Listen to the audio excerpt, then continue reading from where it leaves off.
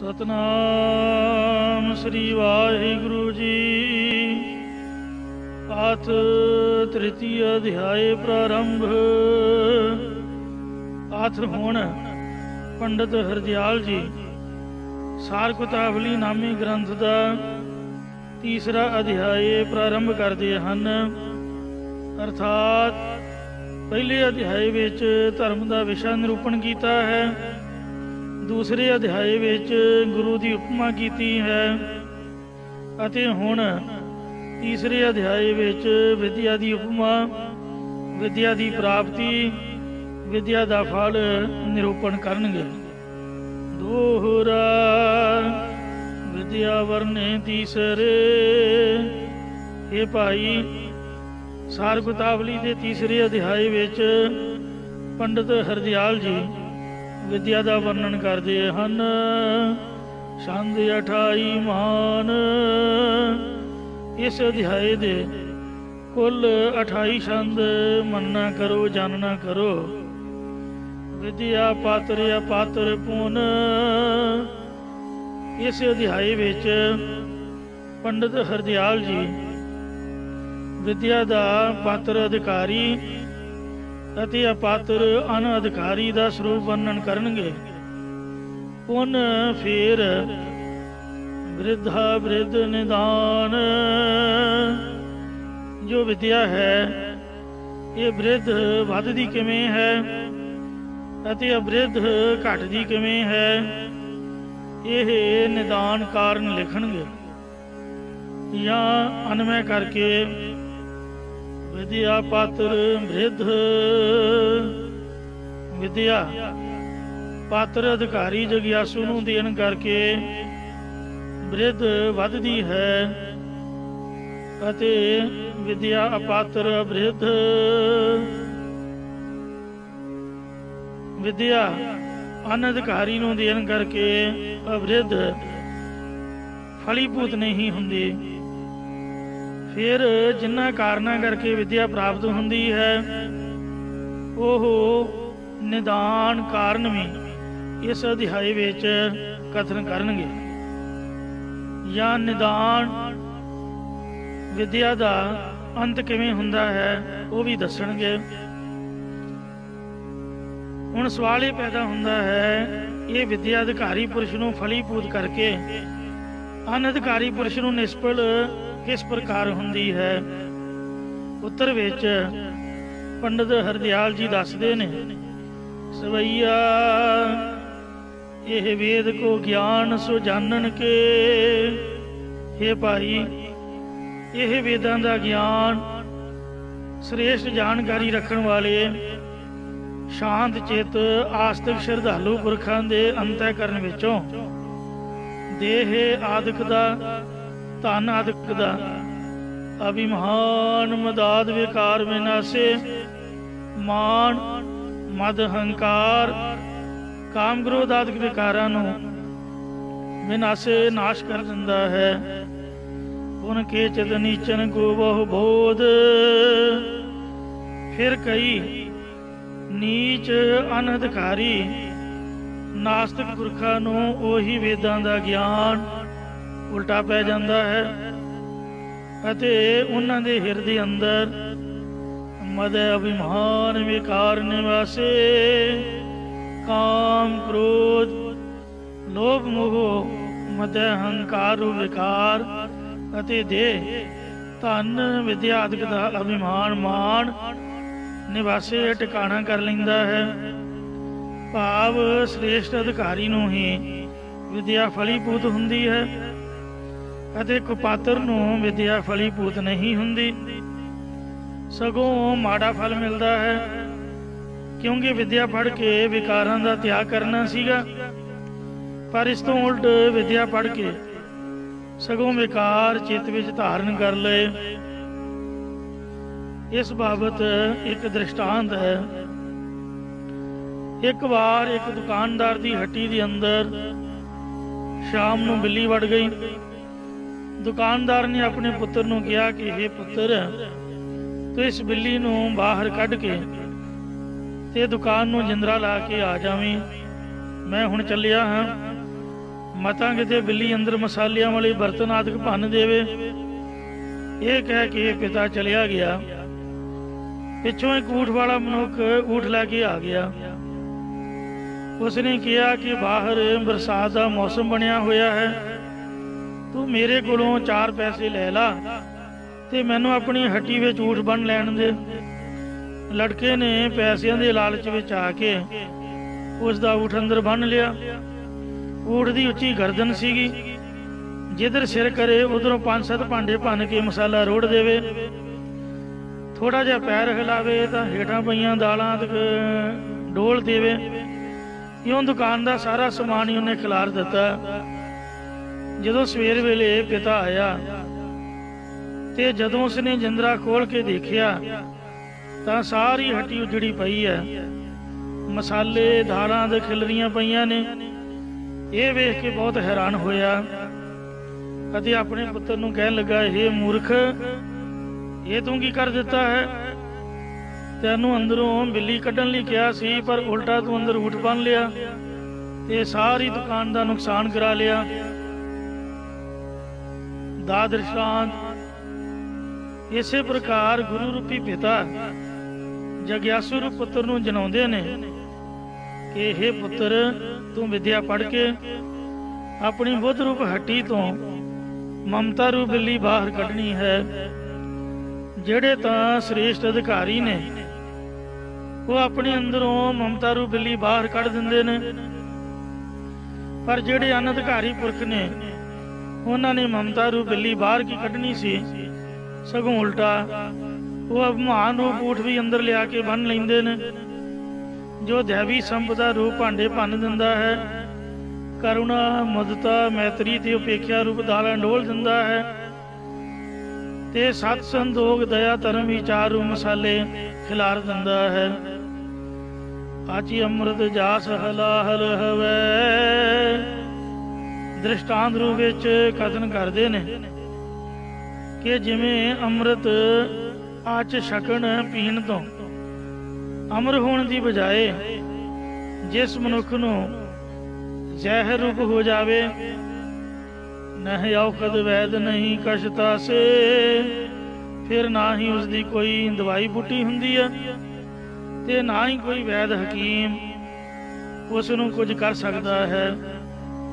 ਤਿਵੇਂ ਵੇਦਾਂ ਦਾ ਗਿਆਨ ਰੂਪ ਅੰਮ੍ਰਿਤ ਪੀ ਕਰਕੇ ਜਗਿਆਸੂ ਨੇ ਆਪਣੇ ਅੰਦਰੋਂ ਵਿਕਾਰ ਨਾਸ਼ ਕਰਨੇ ਸਨ, ਪਰ ਉਲਟਾ ਗਿਆਨ ਪ੍ਰਾਪਤ ਕਰਕੇ ਵੀ ਵਿਕਾਰ ਚਿੱਤ ਵਿੱਚ ਧਾਰਨ ਕਰ ਲਏ। ਦੱਸੋ ਫਿਰ ਉਸ ਨੂੰ ਗੁਰੂ ਰੂਪ ਵੈਦ ਦੀ ਉਪਦੇਸ਼ ਰੂਪ ਔਖਦੀ ਕੀ ਕਰ ਸਕਦੀ ਹੈ? ਭਾਵ ਉਹ ਇਲਾਜ ਤੋਂ ਬਾਹਰ ਹੋ ਜਾਂਦਾ ਹੈ। ਜਨ ਪਾਤਰ ਕੁਪਾਤਰ ਕੋ ਸੋਧ ਕੈ, ਇਸ ਲਈ ਪਾਤਰ ਅਧਿਕਾਰੀ ਅਤੇ ਕੁਪਾਤਰ ਅਨਅਧਿਕਾਰੀ ਪੁਰਖ ਨੂੰ ਵਿਚਾਰ ਕਰਕੇ ਬੋਧ ਕਰੈ। ਬੁੱਧੀਮਾਨ ਜੋ ਬੋਧ ਪ੍ਰਕਾਸ਼ੇ, ਬੁੱਧੀਮਾਨ ਆਤਮ ਸ਼ੈਣੀ ਮਤ ਵਾਲਾ ਗੁਰੂ ਬੋਧ ਉਪਦੇਸ਼ ਦੇਣਾ ਕਰੇ ਤਾਂ ਜੋ ਜਗਿਆਸੂ ਦੇ ਚਿੱਤ ਵਿੱਚ ਬੋਧ ਗਿਆਨ ਦਾ ਚਾਨਣਾ ਹੋ ਜਾਵੇ। ਭਾਵ ਪੜ੍ਹਨ ਵਾਲੇ ਉਸਤਾਦ ਨੂੰ ਪਹਿਲਾਂ ਵਿਚਾਰ ਲੈਣਾ ਚਾਹੀਦਾ ਹੈ ਕਿ ਪੁਰਸ਼ ਪੜ੍ਹਾਉਣ ਦਾ ਅਧਿਕਾਰੀ ਹੈ ਕਿ ਜਾਂ ਨਹੀਂ। ਜੇਕਰ ਅਧਿਕਾਰੀ ਹੋਵੇ ਤਾਂ ਉਸ ਨੂੰ ਵਿਦਿਆ ਪੜ੍ਹਾਵੇ ਅਤੇ ਦੂਸਰੇ ਨੂੰ ਵਾਪਸ ਤੋਰ ਦੇਵੇ, ਕਿਉਂਕਿ ਵਿਦਿਆ ਨੂੰ ਮਨੁੱਖ ਦਾ ਤੀਸਰਾ ਨੇਤਰ ਮੰਨਿਆ ਹੈ। ਵਿਦਿਆ ਮਨੁੱਖ ਨੂੰ ਸਮਝ ਦਿੰਦੀ ਹੈ। ਮਨੁੱਖ ਵਿਦਿਆ ਪੜ੍ਹ ਕੇ ਚੰਗਾ ਮਾੜਾ ਬੁਰਾ ਭਲਾ ਸਭ ਸਮਝ ਜਾਂਦਾ ਹੈ। ਸ੍ਰੀ ਗੁਰੂ ਨਾਨਕ ਪ੍ਰਕਾਸ਼ ਗ੍ਰੰਥ ਦੇ ਵਿੱਚ ਕਵੀ ਸੰਤੋਖ ਸਿੰਘ ਜੀ ਨੇ ਲਿਖਿਆ ਹੈ, ਬਹੁ ਗੁਣੀ ਅਲਾਵ ਹੈ, ਸੁਤ ਨ ਪੜਾਵੈ ਹੈ, ਸੋ ਸ਼ਤਰੂ ਸਮਤਾਤ, ਸੋਭਾ ਨ ਪਾਵੈ, ਮਤ ਨ ਆਵੈ, ਜਗ ਮੈਂ ਇਹ ਬਖਿਆਤ। ਬਹੁਤ ਸਾਰੇ ਗੁਣੀ ਲੋਕ ਇਹ ਗੱਲ ਕਹਿੰਦੇ ਨੇ ਕਿ ਜਿਹੜਾ ਆਪਣੇ ਧੀ ਪੁੱਤਰ ਨੂੰ ਪੜਾਉਂਦਾ ਨਹੀਂ ਹੈ ਉਹ ਮਾਂ ਪਿਓ ਆਪਦੇ ਬੱਚੇ ਦੇ ਦੁਸ਼ਮਣ ਸਮਾਨ ਹੈ, ਕਿਉਂਕਿ ਵਿਦਿਆ ਤੋਂ ਬਗੈਰ ਮਨੁੱਖ ਕਿਤੇ ਵੀ ਸੋਭਾ ਨਹੀਂ ਪਾਉਂਦਾ, ਉਹਨੂੰ ਅਕਲ ਨਹੀਂ ਆਉਂਦੀ। ਜਗ ਦੇ ਵਿੱਚ ਇਹ ਗੱਲ ਪ੍ਰਗਟ ਹੈ। ਇਸ ਲਈ ਜਿਵੇਂ ਚਾਨਣ ਦੇ ਵਿੱਚ ਸਭ ਵਸਤੂਆਂ ਸਾਫ਼ ਦਿਖਾਈ ਦਿੰਦੀਆਂ ਨੇ, ਗੁਰਬਾਣੀ ਇਸ ਜਗ ਮੈਂ ਚਾਨਣ, ਗੁਰਬਾਣੀ ਦਾ ਗਿਆਨ ਇਸ ਜਗਤ ਦੇ ਵਿੱਚ ਚਾਨਣ ਮਨਾਰੇ ਦੀ ਤਰ੍ਹਾਂ ਹੈ, ਪਰ ਲੋਕ ਦੇ ਵਿੱਚ ਵੀ ਸਟਰੀਟ ਲਾਈਟ ਦਾ ਕੰਮ ਕਰਦਾ ਹੈ। ਤਿਵੇਂ ਸ਼ਾਸਤਰ ਗਿਆਨ ਵਿਦਿਆ ਇੱਕ ਚਾਨਣਾ ਹੈ, ਗੁਰਬਾਣੀ ਹੀ ਸਾਡੇ ਲਈ ਵਿਦਿਆ। ਇਸ ਤੋਂ ਸੇਧ ਲੈ ਕੇ ਭਲੇ ਬੁਰੇ ਦੀ ਪਰਖ ਕਰਨੀ ਮਨੁੱਖ ਦਾ ਕਰਤੱਵ ਬਣਦਾ ਹੈ। ਮੈਂ ਗੁਰਬਾਣੀ ਆਧਾਰ ਹੈ, ਗੁਰਬਾਣੀ ਲਾਗ ਰਹਾਓ। ਜਿਵੇਂ ਮਣੀ ਵਾਲਾ ਸੱਪ ਹੁੰਦਾ ਹੈ, ਉਹ ਪੂਰਨਮਾਸ਼ੀ ਦੀ ਰਾਤ ਨੂੰ ਚੰਦਰਮਾ ਦੀ ਰੋਸ਼ਨੀ ਵਿੱਚ ਮਣੀ ਨੂੰ ਬਾਹਰ ਜ਼ਮੀਨ ਤੇ ਰੱਖਦਾ ਹੈ। ਕਹਿੰਦੇ ਹਨ ਕਿ ਚੰਦਰਮਾ ਦੀਆਂ ਕਿਰਨਾਂ ਉਸ ਉੱਪਰ ਪੈਣ ਨਾਲ ਉਸ ਵਿੱਚੋਂ ਅੰਮ੍ਰਿਤ ਟਪਕਦਾ ਹੈ, ਜਿਸ ਨੂੰ ਚੱਟ ਕੇ ਉਹ ਮਣੀ ਵਾਲਾ ਸੱਪ ਆਪਣੀ ਜ਼ਹਿਰ ਨੂੰ ਦੂਰ ਕਰਦਾ ਹੈ ਅਤੇ ਉਸ ਦੀ ਰੋਸ਼ਨੀ ਵਿੱਚ ਇੱਧਰ ਉੱਧਰ ਫਿਰਦਾ ਹੈ। ਦੂਸਰੇ ਪਾਸੇ ਕਈ ਇਹੋ ਜਿਹੇ ਸੱਪ ਨੇ ਜੋ ਉਸੇ ਮਣੀ ਦੀ ਰੋਸ਼ਨੀ ਵਿੱਚ ਮਣੀ ਦੇ ਆਲੇ ਦੁਆਲੇ ਆਏ ਕੀੜੇ ਮਕੌੜਿਆਂ ਨੂੰ ਚੁਣ ਚੁਣ ਕੇ ਖਾਂਦੇ ਨੇ। ਇਸੇ ਪ੍ਰਕਾਰ ਸ਼ਾਸਤਰ ਵਿਦਿਆ ਇੱਕ ਮਣੀ ਦੀ ਨਿਆਈ ਹੈ। ਇੱਕ ਸ੍ਰੇਸ਼ਟ ਮਨੁੱਖ ਤਾਂ ਇਸ ਗਿਆਨ ਨੂੰ ਲੈ ਕਰਕੇ ਅਭੇਦਤਾ ਦੇ ਆਨੰਦ ਨੂੰ ਪ੍ਰਾਪਤ ਕਰਕੇ ਭਜਨ ਬੰਦਗੀ ਪਰਉਪਕਾਰ ਦੇ ਕੰਮ ਕਰਕੇ ਜਿੱਥੇ ਆਪਣਾ ਮਨੁੱਖਾ ਜਨਮ ਸਫਲਾ ਕਰਦੇ ਨੇ, ਉੱਥੇ ਦੂਸਰੇ ਸੰਗੀ ਮਨੁੱਖਾਂ ਦੀ ਜ਼ਿੰਦਗੀ ਵੀ ਸਫਲ ਕਰ ਦਿੰਦੇ ਨੇ। ਵਿਕਾਰਾਂ ਦੀ ਜ਼ਹਿਰ ਨੂੰ ਆਪਣੇ ਅੰਦਰੋਂ ਕੱਢ ਕੇ ਸ਼ੁਭ ਗੁਣਾਂ ਨੂੰ ਅੰਦਰ ਵਸਾ ਕੇ ਮਨ ਨੂੰ ਆਪਣੇ ਜੀਵਨ ਨੂੰ ਦੂਸਰਿਆਂ ਲਈ ਚਾਨਣ ਮਨਾਰਾ ਬਣਾ ਜਾਂਦੇ ਨੇ। ਦੂਸਰੇ ਪਾਸੇ ਪੁਰਖ ਸ਼ਾਸਤਰ ਗਿਆਨ ਨੂੰ ਪ੍ਰਾਪਤ ਕਰਦੇ ਵੀ ਪਰਮਾਤਮਾ ਦੇ ਨਾਲ ਅਭੇਦਤਾ ਦਾ ਕੋਈ ਆਨੰਦ ਨਹੀਂ ਲੈਂਦੇ, ਸਗੋਂ ਸੱਪ ਦੀ ਨਿਆਈ ਕੀੜੇ ਮਕੌੜੇ ਖਾਣ ਵਾਂਗ ਵਿਕਾਰਾਂ ਵਿੱਚ ਗਰਸੇ ਜਾਂਦੇ ਨੇ। ਆਪਣੇ ਜੀਵਨ ਨੂੰ ਸਵਾਰਨ ਦੀ ਬਜਾਏ ਹੋਰ ਵਿਗਾੜ ਲੈਂਦੇ ਨੇ। ਜਿਵੇਂ ਅਜ਼ਾਮਲ ਨੇ ਵੇਸ਼ਵਾ ਦੇ ਅਧੀਨ ਹੋ ਕੇ ਆਪਣਾ ਹੱਸਦਾ ਵਸਦਾ ਪਰਿਵਾਰ ਤਿਆਗ ਦਿੱਤਾ ਅਤੇ ਪੜ੍ਹੀ ਹੋਈ ਵਿਦਿਆ ਦੀ ਵੀ ਕੋਈ ਵਿਚਾਰ ਨਾ ਕੀਤੀ। ਰਾਵਣ ਨੇ ਕੱਲ ਦੁਸਹਿਰਾ ਹੈ, ਇੱਕੋ ਹੀ ਕੁਕਰਮ ਕੀਤਾ ਕਿ ਸੀਤਾ ਜੀ ਨੂੰ ਮਰਗ ਲਾ ਕੇ ਆਪਣੇ ਅਸ਼ੋਕ ਵਨ ਵਿੱਚ ਕੈਦ ਕਰ ਲਿਆ। ਆਪ ਤਾਂ ਮਰਨਾ ਹੀ ਸੀਗਾ, ਬਦਨਾਮੀ ਕਰਾਉਣੀ ਸੀ। ਆਪਦੇ ਪੁੱਤਾਂ ਭਰਾਵਾਂ ਨੂੰ ਸਾਰੀ ਲੰਕਾ ਨੂੰ ਲੈ ਕੇ ਬਹਿ ਗਿਆ। ਜਿਵੇਂ ਸ੍ਰੀ ਗੁਰੂ ਪ੍ਰਤਾਪ ਸੂਰਜ ਗ੍ਰੰਥ ਵਿੱਚ ਭਾਈ ਸੰਤੋਖ ਸਿੰਘ ਜੀ ਨੇ ਸ੍ਰੀ ਗੁਰੂ ਅਰਜਨ ਦੇਵ ਜੀ ਦੁਆਰਾ ਭਾਈ ਨਾਨੂ ਤੇ ਭਾਈ ਕਾਲੂ ਨੂੰ ਉਪਦੇਸ਼ ਰੂਪ ਦੇ ਵਿੱਚ ਕਥਨ ਕੀਤਾ ਹੈ। ਸ੍ਰੀ ਅਰਜਨ ਪਦ ਕਰਕੇ ਨਮੋ, ਬੋਲੇ ਆਤ ਜੋਰ ਤੇ ਸਮੋ, ਇੱਕ ਪਠ ਸੁਣ ਕੇ ਸ਼ਬਦ ਤੁਮਾਰਾ, ਭਲੇ ਕਰਮ ਕਰ ਜਨਮ ਸੁਧਾਰਾ। ਸ੍ਰੀ ਗੁਰੂ ਅਰਜਨ ਦੇਵ ਮਹਾਰਾਜ ਦੇ ਚਰਨਾਂ ਦੇ ਨਮਸਕਾਰ ਕਰਕੇ ਭਾਈ ਨਾਨੂ ਦੇ ਕਾਲੂ ਹੱਥ ਜੋੜ ਕੇ ਬੋਲੇ ਕਿ ਮਹਾਰਾਜ ਇੱਕ ਆਪ ਦਾ ਸ਼ਬਦ ਪੜ੍ਹ ਸੁਣ ਕੇ ਭਲੇ ਕਰਮ ਕਰਕੇ ਜਨਮ ਸੁਧਾਰ ਲੈਂਦੇ ਨੇ। ਇੱਕ ਐਸੇ ਪੜ ਕੇ ਹੋਏ ਮਾਨੀ ਭੋਗਾਂ ਵਿਸ਼ੇ ਨਾਰ ਬਰਾਨੀ, ਇੱਕ ਐਸੇ ਨੇ ਜੋ ਪੜ ਕੇ ਹੰਕਾਰੀ ਹੋ ਜਾਂਦੇ ਨੇ ਤੇ ਬਗਾਨੀਆਂ ਇਸਤਰੀਆਂ ਦੇ ਵੱਲ ਬੁਰੀ ਨਿਗਾਹ ਕਰਕੇ ਵਿਸ਼ੇ ਵਿਕਾਰਾਂ ਨੂੰ ਭੋਗਦੇ ਨੇ। ਅਰਪ ਬੁਰੇ ਕਰਮਨ ਕੋ ਕਰੈ, ਪਾਠ ਕਰ ਲੋਕਣ ਦੇ ਤਨ ਹਿਰੈ। ਬੁਰੇ ਕਰਮਾਂ ਨੂੰ ਕਰਦੇ ਨੇ ਤੇ ਪੜ ਕੇ ਵਿਦਿਆ ਲੋਕਾਂ ਤੋਂ ਧਨ ਚੁਰਾਉਂਦੇ ਨੇ। ਸਤਿਗੁਰੂ ਮਹਾਰਾਜ ਜੀ ਨੇ ਰਾਵਣ ਨੂੰ ਇਸੇ ਕਰਕੇ ਮੂਰਖ ਲਿਖਿਆ, ਕਹਿੰਦੇ ਲੰਕਾ ਗੜ ਸੋਨੇ ਕਾ ਭਇਆ, ਮੂਰਖ ਰਾਵਣ ਕਿਆ ਲੈ ਗਿਆ। ਕਿਉਂਕਿ ਉਹ ਵਿਕਾਰੀ ਬਣ ਕੇ ਵਿਸ਼ਿਆਂ ਦੇ ਅਧੀਨ ਹੋ ਕੇ ਸੀਤਾ ਜੀ ਦੀ ਬੇਅਦਬੀ ਕਰਨ ਤੇ ਤੁਲ ਗਿਆ ਸੀਗਾ। ਤਿਨ ਕੀ ਦਸ਼ਾ ਹੋਤ ਹੈ ਕੌਣ, ਸੁਣ ਬੋਲੇ ਗੁਣ ਕਰਨਾ ਭੌਣ। ਸਿੱਖਾਂ ਨੇ ਬੇਨਤੀ ਕੀਤੀ, ਮਹਾਰਾਜ ਐਸੇ ਲੋਕਾਂ ਦੀ ਕੀ ਹਾਲਤ ਹੁੰਦੀ ਆ। सुन के किरपा दे घर गुरु महाराज सच्चे पातशाह जी कहन लगे,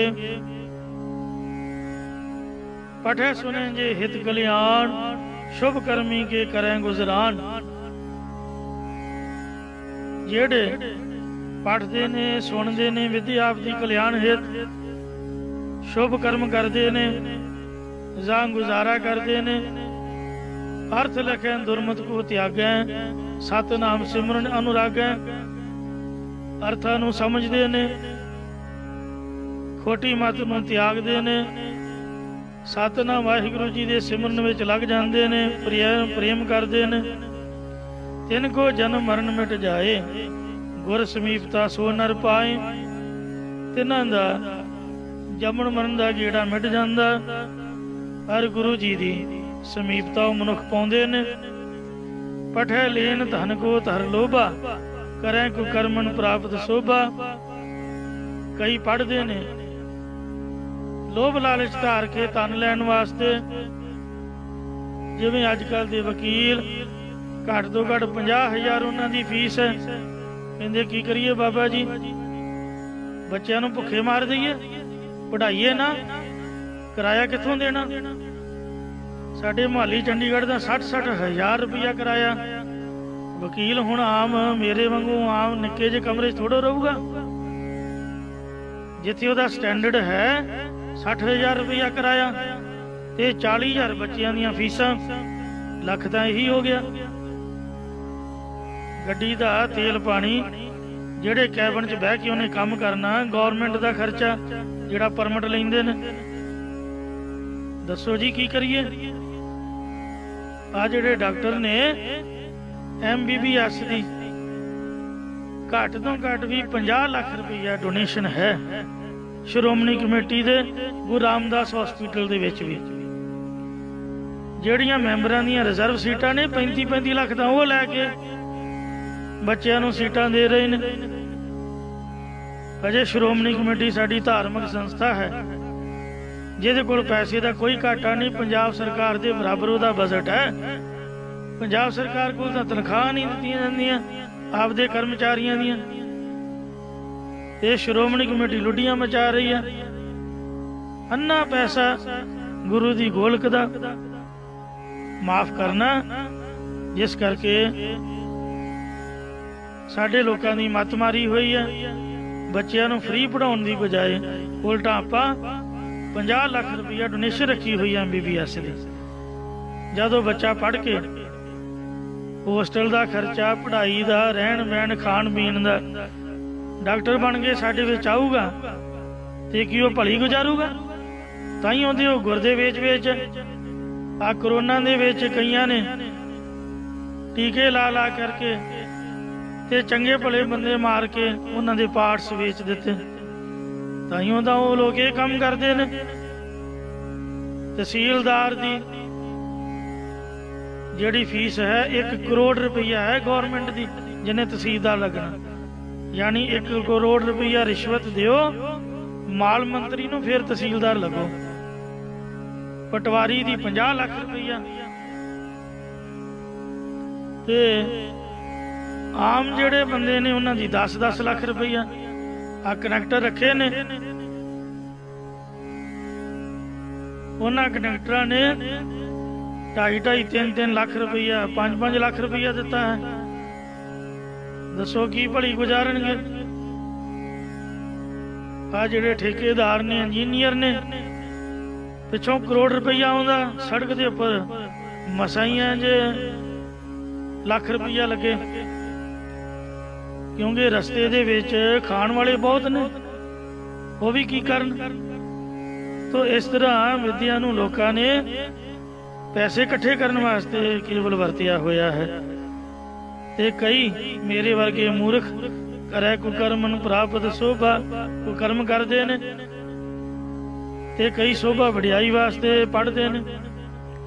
जिम एह मन प्रकाश को पाए, मीन मीन किरमन को खाए।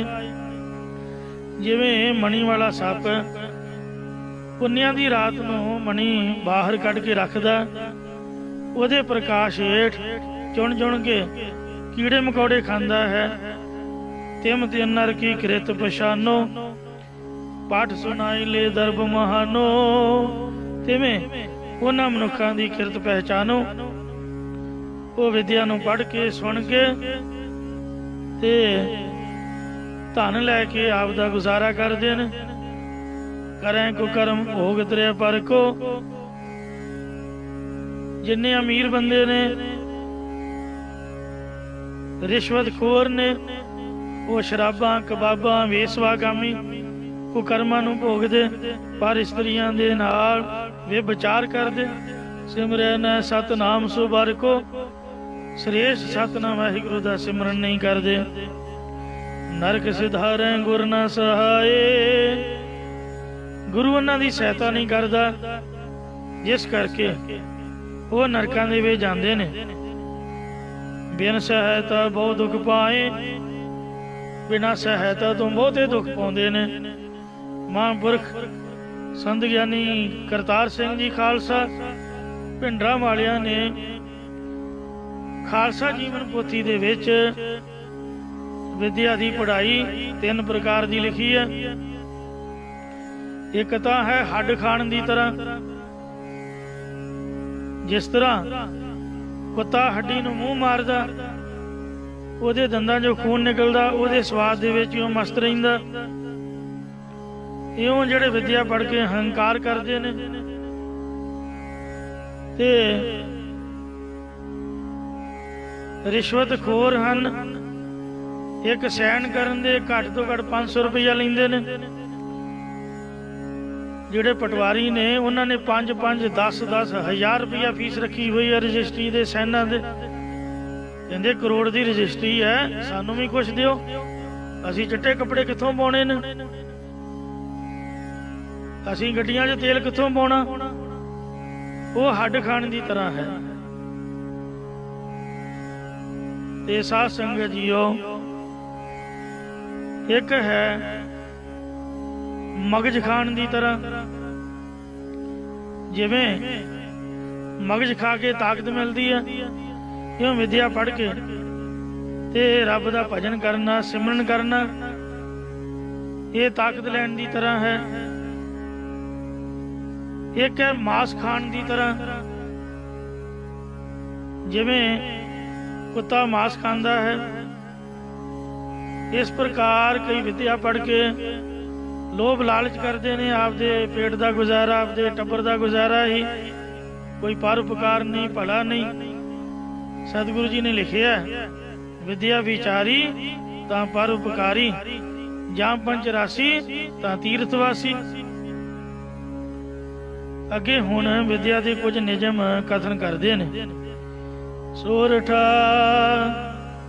ਮੈਥਨ ਸੈਨ ਆਹਾਰ, ਪਾਠ ਸਮੇਂ तीनों ਤਜੇ। ਧੀਰਜਵਾਨ ਯੋਗ ਵਿਦਿਆਰਥੀ ਨੂੰ ਚਾਹੀਦਾ ਕਿ ਸੰਥਿਆ ਪੜ੍ਹਨ ਦੇ ਵੇਲੇ ਮੈਥੁਨ ਇਸਤਰੀ ਨਾਲ ਭੋਗ ਵਿਲਾਸ ਸੰਬੰਧ ਪੈਦਾ ਕਰਨਾ, ਸੈਨ ਸੌਣਾ ਅਤੇ ਆਹਾਰ ਭੋਜਨ ਖਾਣਾ, ਇਹ ਤਿੰਨੇ ਤਿਆਗ ਦੇਵੇ। ਮਤਲਬ ਪੜ੍ਹਾਈ ਦੇ ਸਮੇਂ ਆਲਸ ਨਾ ਕਰੇ। ਪਾਠ ਸਹਿਤ ਪੁਨ ਚਾਰ, ਤਜੈ ਸਾਂਝ ਮੈਂ ਧੀਰ ਜਨ। ਫਿਰ ਸੰਧਿਆ ਦੇ ਸਮੇਂ ਵਿੱਚ ਸੰਥਿਆ ਦੇ ਸਹਿਤ ਇਹਨਾਂ ਚਾਰਾਂ ਨੂੰ ਤਿਆਗ ਦੇਵੇ। ਉਹ ਧੀਰਜਵਾਨ ਮਨੁੱਖ ਅਖਵਾਉਂਦਾ ਹੈ। ਪਾਠ ਸਮੇਂ 3 ਚੀਜ਼ਾਂ ਦਾ ਤਿਆਗ ਕਰੇ। ਇੱਕ ਮੈਥਨ ਦਾ, ਇੱਕ ਸੌਣ ਦਾ, ਇੱਕ ਭੋਜਨ ਖਾਣ ਦਾ। ਤੇ ਸੰਧਿਆ ਦੇ ਵੇਲੇ, ਸੰਧਿਆ ਮਤਲਬ ਅੰਮ੍ਰਿਤ ਵੇਲੇ ਦੀ ਸੰਧਿਆ, ਜਦੋਂ ਆਸਾ ਦੀ ਵਾਰ ਦਾ ਭੋਗ ਪੈਂਦਾ ਹੈ। ਇੱਕ ਸ਼ਾਮ ਦੀ ਸੰਧਿਆ, ਰਹਿ ਰਸ ਦਾ ਵੇਲਾ। ਭਜਨ ਬੰਦਗੀ ਦੇ ਸਮੇਂ ਸੰਥਿਆ ਨੂੰ ਵੀ ਆਪਣੇ ਧਰਮ ਅਨੁਸਾਰ ਕਰੇ, ਫਿਰ ਭਜਨ ਬੰਦਗੀ ਵੀ ਕਰੇ। ਸੰਧਿਆ ਦੇ ਵਕਤ, ਅੰਮ੍ਰਿਤ ਵੇਲੇ, ਸ਼ਾਮ ਦੇ ਵੇਲੇ ਸੰਥਿਆ ਦਾ ਤਿਆਗ ਕਰ ਦੇਵੇ। ਅਨਅਧਿਕਾਰੀ ਦਾ ਕਥਨ ਕਰਦੇ ਨੇ ਕਿ ਐਸੀ ਲੱਛਣਾਂ ਵਾਲਾ ਮਨੁੱਖ ਵਿਦਿਆ ਨਹੀਂ ਪੜ੍ਹ ਸਕਦਾ। ਕਿਹੜਾ? ਤੋਰਾ ਸੁਖੀ ਵਿਆਧੀ ਆਲਸੀ। ਇੱਕ ਤਾਂ ਸੁੱਖਾਂ ਦੇ ਵਿੱਚ ਰਹਿਣ ਵਾਲਾ ਮਨੁੱਖ, ਇੱਕ ਵਿਆਧੀ ਰੋਗੀ ਆਲਸੀ ਦਲਿਦਰੀ। ते कुमत रसिक बहु सोए।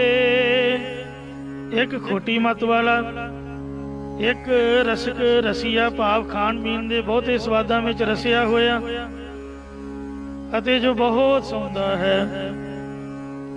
ਇਹ ਅਧਿਕਾਰ ਨਾ ਸ਼ਾਸਤਰ ਕੋ, ਤਿਸ ਮਨੁੱਖ ਨੂੰ ਗ੍ਰੰਥ ਪੜ੍ਹਨ ਦਾ, ਵਿਦਿਆ ਪੜ੍ਹਨ ਦਾ ਕੋਈ ਹੱਕ ਨਹੀਂ ਹੈ।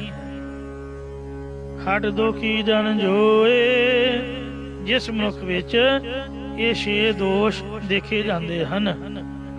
ਸ਼ੰਕਰ ਛੰਦ ਕਸ਼ ਕ੍ਰਿਤ ਸਨੇਹ ਨਾ ਲਵਣ ਤੰਦੁਲ, ਜਿਸ ਮਨੁੱਖ ਦੇ ਘਰ ਵਿੱਚ ਕੁਝ ਘਿਓ, ਤੇਲ, ਲੂਣ ਅਤੇ ਚੌਲ ਨਹੀਂ ਹਨ।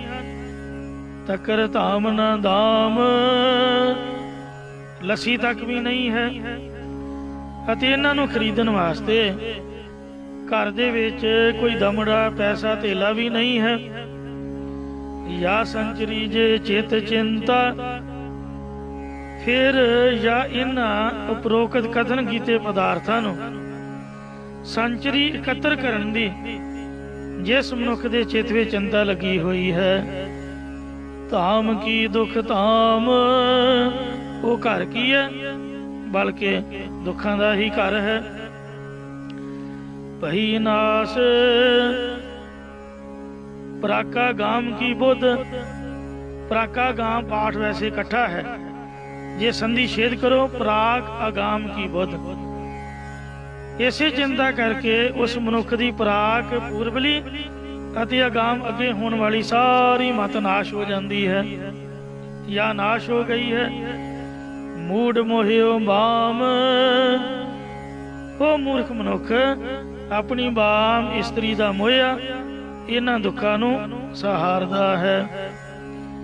ਅਧਿਕਾਰ ਨੇ ਤਹਿ ਸ਼ਾਸਤਰ ਕੋ, ਤਿਸ ਮਨੁੱਖ ਨੂੰ ਵੀ ਗ੍ਰੰਥ ਵਿਦਿਆ ਪੜ੍ਹਨ ਦਾ ਕੋਈ ਅਧਿਕਾਰ ਨਹੀਂ ਹੈ। ਸੋ ਭਜੇ ਨਿਤ ਸ੍ਰੀ ਰਾਮ, ਫਿਰ ਉਹ ਮਨੁੱਖ ਕੀ ਕਰਤੱਵ ਕਰੇ? ਕਹਿੰਦੀ ਉਹ ਮਨੁੱਖ ਨਿਤਾ ਪ੍ਰਤੀ ਸ੍ਰੀ ਰਾਮ ਨਾਮ ਸਿਮਰਨਾ ਕਰੇ। ਸੂਰਠਾ ਜੇ ਨਿਜ ਮਤ ਕਛ ਨਾਹੀ, ਜਿਸ ਮਨੁੱਖ ਦੀ ਆਪਣੀ ਕੁਝ ਵੀ ਬੁੱਧੀ ਅਕਲ ਨਹੀਂ ਹੈ। ਸ਼ਾਸਤਰ ਤਾਹੀਂ ਕੋ ਕਿਆ ਕਰੈ, ਦੱਸੋ ਫਿਰ ਗ੍ਰੰਥ ਨੇ ਉਸ ਨੂੰ ਭਲਾ ਕੀ ਕਰਨਾ ਹੈ। ਲੋਚਨ ਬਿਨ ਜੋ ਆਹੇ, ਅੱਗੇ ਦ੍ਰਿਸ਼ਟਾਂਤ ਦਿੰਦੇ ਨੇ ਕਿ ਜਿਹੜੇ ਮਨੁੱਖ ਪਹਿਲਾਂ ਹੀ ਨੇਤਰਾਂ ਤੋਂ ਬਿਨਾਂ ਭਾਵ ਅੰਨੇ ਹਨ। ਪ੍ਰਤਿਬਿੰਬੀ ਕਿਆ ਕਰੈ ਤੇਹ, ਤਿਨਾਂ ਨੂੰ ਪ੍ਰਤੀ ਉਲਟਾ ਬਿੰਬੀ ਅਕਸ ਵਾਲਾ ਭਾਵ ਸ਼ੀਸ਼ਾ ਕੀ ਕਰ ਸਕਦਾ ਹੈ। ਅਰਥਾਤ ਅੰਨੇ ਮਨੁੱਖ ਨੂੰ ਸ਼ੀਸ਼ਾ ਉਸ ਦਾ ਮੁਖ ਦਿਖਾਉਣ ਲਈ ਸਮਰੱਥ ਨਹੀਂ ਹੈ। ਤਿਵੇਂ ਬੁੱਧੀਹੀਣ ਜੋ ਮੂਰਖ ਨੇ ਉਹਨਾਂ ਨੂੰ ਵੇਦ ਸ਼ਾਸਤਰ ਨਹੀਂ ਸਮਝਾ ਸਕਦੇ। ਜੈਸਾ ਕਿ ਕਬੀਰ ਸਾਚਾ ਸਤਿਗੁਰ ਕਿਆ ਕਰੈ, ਜੋ ਸਿੱਖਾ ਮੈਂ ਚੂਕ ਅੰਧੇਕ ਨ ਲਾਗਈ, ਜਿਉ ਬਾਂਸ ਬਜਾਈਐ ਫੂਕ। ਸੋ ਬੀਚ ਅਸ਼ਟਮੀ ਮੀਚ ਗੁਰ, ਪੁਰਾਤਨ ਸ਼ਾਸਤਰਾਂ ਦੀ ਆਗਿਆ ਹੈ ਕਿ ਜੇਕਰ 8ਵੀਂ ਥਿੱਤ ਵਾਲੇ ਦਿਨ ਗੁਰੂ ਪੜ੍ਹਾਏਗਾ ਤਾਂ ਪੜ੍ਹਾਉਣ ਵਾਲਾ ਗੁਰੂ ਮੀਚ ਮਰ ਜਾਏਗਾ। ਅਸ਼ਟ ਖਸ਼ਟ ਮੈਂ ਸਿੱਖ 8 ਤੇ 6 14 ਵਾਲੇ ਦਿਨ ਜੋ ਸਿੱਖ ਵਿਦਿਆ ਪੜ੍ਹੇਗਾ ਉਹ ਮਰ ਜਾਵੇਗਾ। ਪੰਜ ਦਸੀ ਗੁਰ ਸਿੱਖ ਮਰੈ, 5 ਦੇ 10 15ਵੀਂ ਯਾਨੀ ਪੁੰਨਿਆ ਜਾਂ ਮੱਸਿਆ ਵਾਲੇ ਦਿਨ ਪੜ੍ਹਨ ਵਾਲਾ ਸਿੱਖ ਅਤੇ ਪੜ੍ਹਾਉਣ ਵਾਲਾ ਗੁਰੂ ਦੋਵੇਂ ਹੀ ਮਰ ਜਾਣਗੇ। ਏਕਮ ਪਾਠ ਸਿੱਖ ਅਤੇ ਪਹਿਲੀ ਥਿੱਤ ਵਾਲੇ ਦਿਨ ਜੇਕਰ ਵਿਦਿਆ ਪੜ੍ਹੇ ਤਾਂ ਪਿਛਲਾ ਪੜ੍ਹਿਆ ਹੋਇਆ ਸਭ ਕੁਝ ਅਸਿੱਖ ਭੁੱਲ ਜਾਂਦਾ ਹੈ। ਜਿਸ ਪ੍ਰਕਾਰ ਹਨੂਮਾਨ ਨੂੰ ਭੁੱਲ ਗਿਆ ਸੀ। ਇੱਕ ਵਾਰ ਹਨੂਮਾਨ ਸੂਰਜ ਭਗਵਾਨ ਦੇ ਕੋਲ ਵਿਦਿਆ ਪੜ੍ਹਨ ਲਈ ਗਿਆ। ਸੂਰਜ ਭਗਵਾਨ ਕੋਲ ਜਾ ਕੇ ਉਸ ਨੂੰ ਨਮਸਕਾਰ ਕੀਤੀ ਅਤੇ ਬੇਨਤੀ ਕਰਕੇ ਕਿਹਾ ਕਿ ਮੈਂ ਵਿਦਿਆ ਪੜ੍ਹਨ ਲਈ ਆਇਆ ਹਾਂ, ਤੁਸੀਂ ਮੈਨੂੰ ਪਹਿਲਾਂ ਇਹ ਦੱਸੋ ਕਿ ਵਿਦਿਆ ਕਿੰਨੇ ਪ੍ਰਕਾਰ ਦੀ ਹੈ। ਅੱਗੋਂ ਸੂਰਜ ਨੇ ਕਿਹਾ ਕਿ ਸੰਸਾਰ ਵਿੱਚ 14 ਵਿਦਿਆ ਨੇ, ਜਿਵੇਂ ਰਿਗਵੇਦ, ਸਾਮਵੇਦ, ਯਜੁਰਵੇਦ, ਅਥਰਵਣ ਵੇਦ, ਸਿੱਖ, ਕਲਪ, ਵਿਆਕਰਨ, ਜੋਤਿਸ਼, ਛੰਦ ਸ਼ਾਸਤਰ, ਨਿਰੁਕਤ, ਮੀਮਾਂਸਾ, ਤਰਕ ਸ਼ਾਸਤਰ, ਪੁਰਾਣ ਅਤੇ ਧਰਮ ਸ਼ਾਸਤਰ। ਇਹ 14 ਪ੍ਰਕਾਰ ਦੀ ਵਿਦਿਆ ਹੈ। ਇਹ ਵਾਰਤਾ ਕ੍ਰਿਸ਼ਨ ਧੂਰ ਜਟੀ ਦੀਖਤ ਨੇ ਤਰਕ ਸੰਗ੍ਰਹਿ ਦੀ ਟੀਕਾ ਨਿਆਏ ਚੰਦਰੋਂ ਦੇ ਵਿੱਚ ਕਿਸੇ ਨਿਬੰਧ ਦਾ ਪ੍ਰਮਾਣ ਦਿੱਤਾ ਹੈ। ਹਨੂਮਾਨ ਨੇ ਕਿਹਾ ਕਿ ਭਗਵਾਨ ਜੀ, ਤੁਸੀਂ ਮੈਨੂੰ ਇਹ ਸਾਰੀਆਂ ਵਿਦਿਆ ਪੜ੍ਹਾ ਦੇਵੋ, ਮੈਂ ਕੋਈ ਵੀ ਥਿਤ ਛੁੱਟੀ ਨਹੀਂ ਕਰਾਂਗਾ, ਲਗਾਤਾਰ ਪੜ੍ਹਦਾ ਰਹਾਂਗਾ। ਸੂਰਜ ਭਗਵਾਨ ਨੇ ਕਿਹਾ ਕਿ ਜਿਵੇਂ ਤੇਰੀ ਮਰਜ਼ੀ। ਤਦ ਆਪਣੇ ਰੱਥ ਵਿੱਚ ਬਿਠਾ ਕੇ ਹਨੂਮਾਨ ਨੂੰ ਵਿਦਿਆ ਪੜ੍ਹਾਉਣ ਲੱਗਾ। ਸਮਾਂ ਪਾ ਕੇ ਹਨੂਮਾਨ ਨੇ ਸਾਰੀ ਵਿਦਿਆ ਪੜ੍ਹ ਲਈ। ਜਦੋਂ ਦੂਸਰੀ ਵਾਰ ਵਿਦਿਆ ਨੂੰ ਵਿਚਾਰਨ ਲੱਗਾ ਤਾਂ ਕੁਝ ਵੀ ਯਾਦ ਨਾ ਆਇਆ, ਸਾਰੀ ਵਿਦਿਆ ਭੁੱਲ ਗਈ।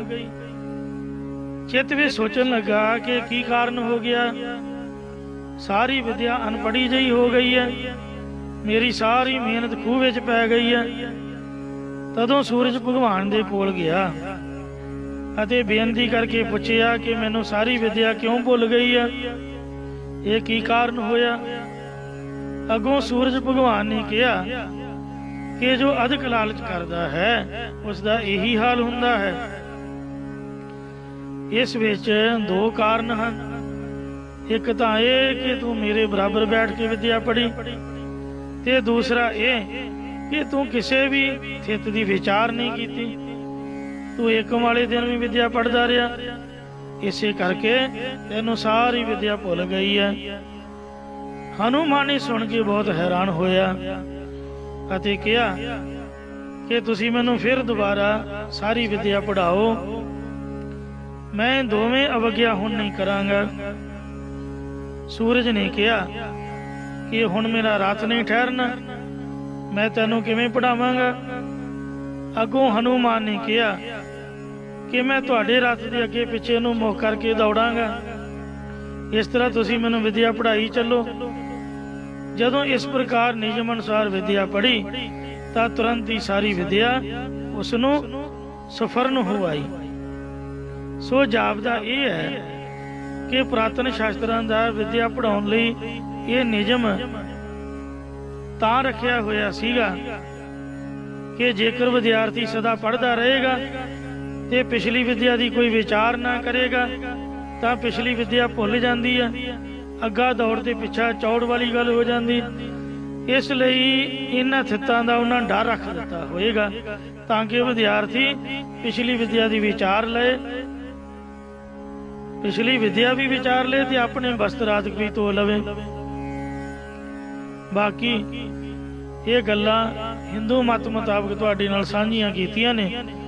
ਜੋ ਕੁਝ ਗ੍ਰੰਥ ਵਿੱਚ ਲਿਖਿਆ ਉਸੇ ਤਰ੍ਹਾਂ ਹੀ ਹੂ ਬਹੂ ਪੜ੍ਹ ਕੇ ਅਰਥ ਕੀਤੇ ਨੇ। ਗੁਰਮਤਿ ਦੇ ਵਿੱਚ ਐਸਾ ਕੁਝ ਵੀ ਨਹੀਂ ਵਿਚਾਰਿਆ ਜਾਂਦਾ। ਸਾਨੂੰ ਸਤਿਕਾਰਯੋਗ ਗਿਆਨੀ ਸੁਰਜੀਤ ਸਿੰਘ ਜੀ ਸੋਧੀ ਸਾਹਿਬ ਉਸਤਾਦ, ਗਿਆਨੀ ਜੋਗਿੰਦਰ ਸਿੰਘ ਜੀ,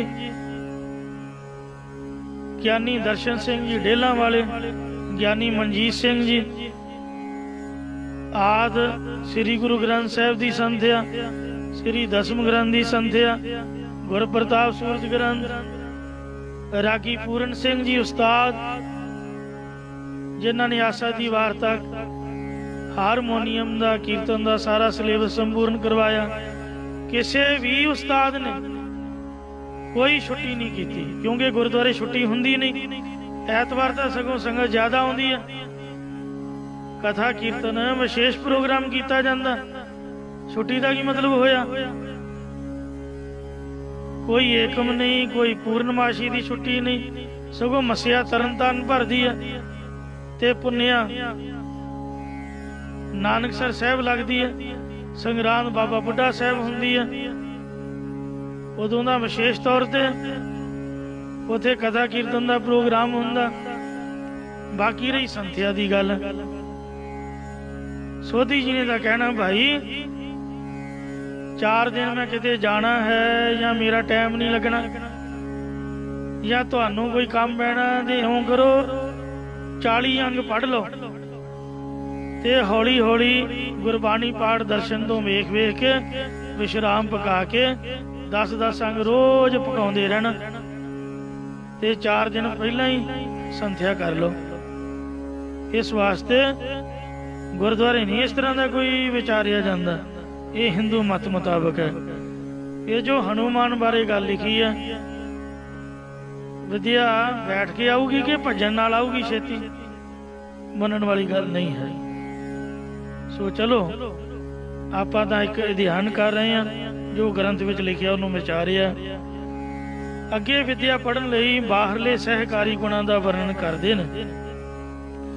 दोहरा गुर पुस्तक भूमि सुभग, विद्या पढ़न दे विच ये बाहरले 5 गुण बहुत सहकारी ने। पहला गुरु, पढ़ाउण वाला गुरु उत्तम होना चाहिए। उस्ताद वाले सारे गुण उस विच होने चाहिए ने। तामसी सुभाव ना होवे, कृपालू ते सांदगी सुभाव वाला गुरु होना चाहिए। क्योंकि जितनी बार भी विद्यार्थी नूं कुछ पुछण दी लोड़ पवे तां गुरु अपना फर्ज समझ के प्रसन्न चित हो के उसका उत्तर देवे। हिंदू मत दे विच उस्ताद नूं ही गुरु कहिंदे ने, पर आपां संत महापुरख उस्ताद कहिंदे आ। संत ज्ञानी गुरबचन सिंह जी खालसा पिंडां वालियां दा ऐसा नरम सुभाव सीगा, जिन्नी वार मर्जी कोई पुछदा उन्नी वार ही उन्होंने निमरता नाल समझाउंदे।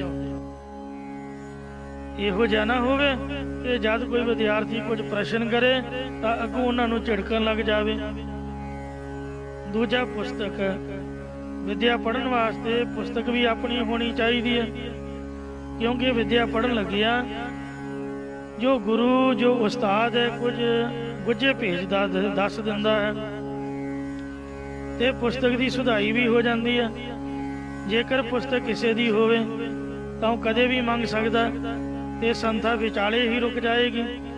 इसलिए जो ग्रंथ भी पढ़ना है वो पहला अपना होना चाहिए है। मैं तो ये भी गल देखी है कि जिवें पढ़ाई करीदी है वो अखर जेड़े ने पोथी साहब अखां दे विच वस जांदी है। फिर स्टेज ते जद बोलन लगिया कुछ भुल जाए तो अखर अपने आप अखां के आके चेता करते ने। वो पोथी साहब के दर्शन हो के अपने आप चेता आ जाता। इसलिए पोथी साहब अपनी लाजमी होनी चाहिए। तीसरा भूमि सुभग, विद्या पढ़न लई धरती भी सुभग श्रेष्ठ भागां वाली सुंदर अते पवित्र होनी चाहिए है। क्योंकि पवित्र स्थानां ते जप तप नाम का प्रभाव होने नाल उत्थे पढ़ी विद्या छेती सफुरन हो जाती है। जिवें सनातन मत विच काशी, हरिद्वार अते गुरमत दे विच श्री दमदमा साहब अते श्री अमृतसर साहब इत्यादि पवित्र स्थान ने। साडे लई तां गुरुद्वारा गुरदर्शन प्रकाश मेहता साहब ही सब कुछ है। जिथे जांदियां सारी पहला शब्द ही सुर च ते ताल च हो गया ते मूल मंत्र पढ़दियां सारी सोधी जी ने इहो जी कृपा की सारा ही सुर ज्ञान आ गया। अखरां नूं किवें उचारना मुहारनी दे विच उन्हां समझा दिता। इउं विद्या पढ़ी छेती सफुरन हो जाती है। इसलिए विद्या पढ़न दे वास्ते स्थान पवित्र श्रेष्ठ होना चाहिए है। फिर प्रीतम अवर सहाय, प्रीतम अपने नाल पढ़न वाले विद्यार्थी भी प्यार वाले होने चाहिए ने ते प्रेम नाल विद्या पढ़न वाले होने चाहिए ने। मैं वेखिया कि ज्ञानी जंगबीर सिंह जी जो सचखंड श्री अबचल नगर तखत साहब हजूर साहब दे मुख कथावाचक ने ਅਤੇ ਗਿਆਨੀ ਗੁਰਮੁਖ ਸਿੰਘ ਜੀ ਜੋ ਸ੍ਰੀ ਅਕਾਲ ਤਖਤ ਸਾਹਿਬ ਦੇ ਹੈੱਡ ਗ੍ਰੰਥੀ ਸਾਹਿਬ ਨੇ ਅਤੇ ਗਿਆਨੀ ਸੁਖਜਿੰਦਰ ਸਿੰਘ ਜੀ ਜੋ ਸੱਚਖੰਡ ਹਰਮੰਦਰ ਸਾਹਿਬ ਦੇ ਗ੍ਰੰਥੀ ਐਕਸਪਾਇਰ ਹੋ ਗਏ ਚੜ੍ਹਾਈ ਕਰ ਗਏ ਅਤੇ ਗਿਆਨੀ ਗੁਰਵਿੰਦਰ ਸਿੰਘ ਜੀ ਬਿਹਾਰ ਵਾਲੇ ਗੁਰਮੁਖ ਐਸੇ ਗੁਰਮੁਖ ਜਾਂ ਸੋਧੀ ਜੀ ਸ੍ਰੀ ਗੁਰੂ ਨਾਨਕ ਪ੍ਰਕਾਸ਼ ਪੜ੍ਹਾਉਂਦੇ ਤਾਂ ਜਿੱਥੇ ਵੀ ਅੱਖਰ ਭੁੱਲ ਜਾਣਾ ਉਹਨਾਂ ਬੜੇ ਪਿਆਰ ਨਾਲ ਸਮਝਾਉਣਾ। ਇਸ ਲਈ ਸਾਥੀਆਂ ਦਾ ਬੜਾ ਸਹਿਯੋਗ ਹੁੰਦਾ ਹੈ ਕਿਉਂਕਿ ਜੇਕਰ ਇੱਕ ਵਿਦਿਆ ਪੜ੍ਹਦਾ ਹੋਵੇ ਦੂਜਾ ਵਿਦਿਆ ਨੂੰ ਛੱਡ ਕੇ ਹੋਰ ਦੁਨੀਆਦਾਰੀ ਦੀਆਂ ਗੱਲਾਂ ਕਰਦਾ ਰਹੇ ਤਾਂ ਵਿਦਿਆ ਵਿੱਚ ਇਕਾਗਰਤਾ ਨਹੀਂ ਵੱਜਦੀ ਤੇ ਵਿਦਿਆ ਚੰਗੀ ਤਰ੍ਹਾਂ ਫਲੀਭੂਤ ਨਹੀਂ ਹੁੰਦੀ।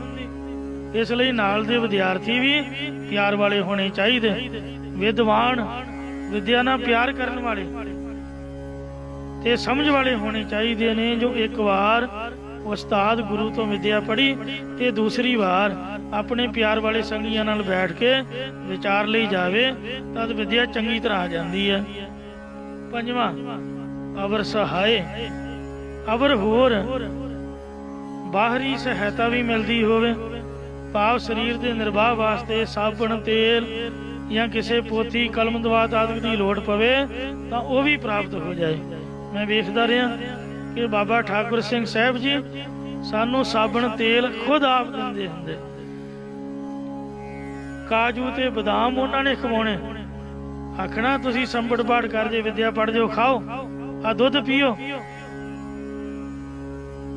खोए दियां पिन्नियां विच खंड रला के आ वट वट के देनी, आखना मेरे सामने बह के दुध दे नाल इन्हां नूं खाओ।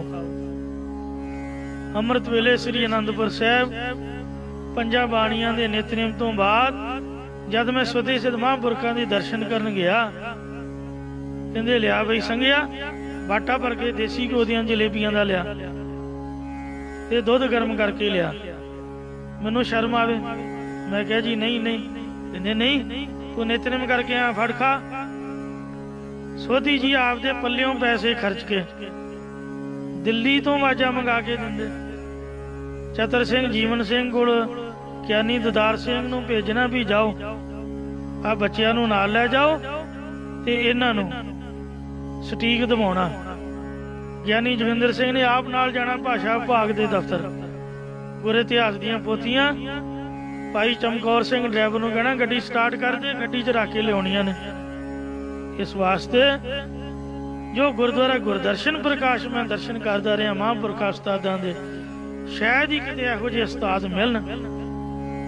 उन्हां दीयां यादां ही साडे पास ने। सोधी जी कपड़े धोण तक जांदे, जे हत्थ चों फड़ना कहना नहीं भाई हुण मैं धो रिहा, तुसीं अपने कपड़े मैनूं दे दिओ जां तुसीं धोवोगे तुसीं मेरे धो दिओ, बधो बधी। ਗਿਆਨੀ बलदीप सिंह जी इंग्लैंड तो आए ते उन्हां नूं लंगर दा प्रशादा भारा होण करके पचिया ना, कहना तू रोटी मेरे को खानी है। आप हल्के प्रशादे पका के खुद आपदे हथी उन्होंने छकाउंदे रहे। कहना ये अंग्रेजी मैन ने इंग्लैंड जाके और सिक्खी का प्रचार करनगे ते वो सचमुच ही ਗਿਆਨੀ ਸੁਖਰਾਜ ਸਿੰਘ, ਗਿਆਨੀ ਬਲਦੀਪ ਸਿੰਘ ਬਰਮਿੰਗਮ ਦੇ ਵਿੱਚ ਤੇ ਲੀਡਸ ਦੇ ਵਿੱਚ ਉਹ ਕਥਾ ਵੀ ਕਰਦੇ ਨੇ, ਸੰਥਿਆ ਵੀ ਕਰਾਉਂਦੇ ਨੇ ਬੱਚਿਆਂ ਨੂੰ, ਔਰ ਕਥਾ ਵੀ ਇੰਗਲਿਸ਼ ਦੇ ਵਿੱਚ ਕਰਕੇ ਸਮਝਾਉਂਦੇ ਨੇ। ਇਸ ਲਈ ਕਰੈ ਬ੍ਰਿਧ ਵਿਦਿਆ ਪੜ੍ਹੀ, ਇੰਨੇ ਗੁਣਾਂ ਦੇ ਸੰਯੁਕਤ ਜੇਕਰ ਵਿਦਿਆ ਪੜ੍ਹੀ ਜਾਵੇ ਤਾਂ ਵਿਦਿਆ ਵਧਣਾ ਕਰਦੀ ਹੈ। ਭਾਵ ਵਿਦਿਆ ਸਫੁਰਨ ਹੋਣ ਲੱਗ ਜਾਂਦੀ ਹੈ ਆਪਣੇ ਆਪ ਹੀ। ਬਹਿਰ ਪਾਂਚ ਗੁਣ ਗਾਏ, ਇਹ ਵਿਦਿਆ ਪੜ੍ਹਨ ਦੇ ਵਿੱਚ ਬਾਹਰਲੇ 5 ਗੁਣ ਗਾਇਨ ਕੀਤੇ ਜਾਂਦੇ ਨੇ। ਅੱਗੇ ਹੁਣ ਵਿਦਿਆ ਪੜ੍ਹਨ ਦੇ ਲਈ ਅੰਦਰਲੇ 5 ਸਹਿਕਾਰੀ ਗੁਣਾਂ ਦਾ ਵਰਣਨ ਕਰਦੇ ਨੇ। ਦੋਹਰਾ शास्त्र प्रीत सुध बुध भगत, ग्रंथ दे नाल प्रीति प्रेम होवे, भाव जिस ग्रंथ की भी विद्या पढ़नी होवे उस ग्रंथ नाल प्रेम भावना होनी चाहिए है।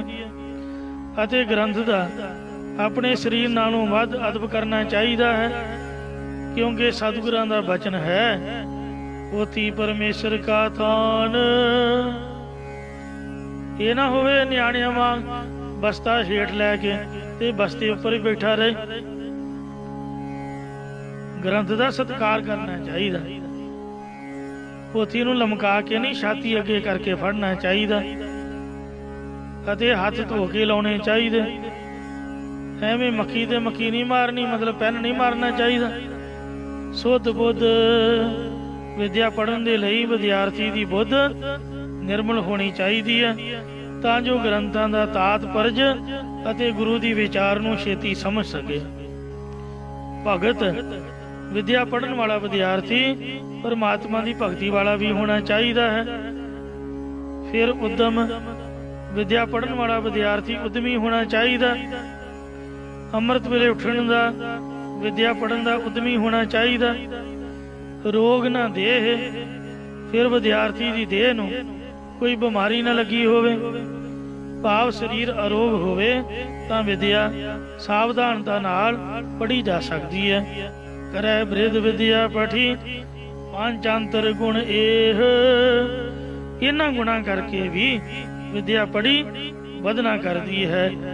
ਇਹ ਪੰਜ ਅੰਤਰ, ਪੰਜ ਅੰਦਰਲੇ ਗੁਣ ਕਥਨ ਕੀਤੇ ਨੇ। ਇਸ ਪ੍ਰਕਾਰ ਜਿਸ ਪੁਰਖ ਨੇ ਵਿਦਿਆ ਪੜ੍ਹਨੀ ਹੈ, ਉਹ ਪੰਜ ਬਾਹਰਲੇ ਤੇ ਪੰਜ ਅੰਦਰਲੇ ਇਹ ਗੁਣ ਜ਼ਰੂਰ ਧਾਰਨ ਕਰੇ, ਫਿਰ ਛੇਤੀ ਵਿਦਿਆ ਆ ਜਾਂਦੀ ਹੈ।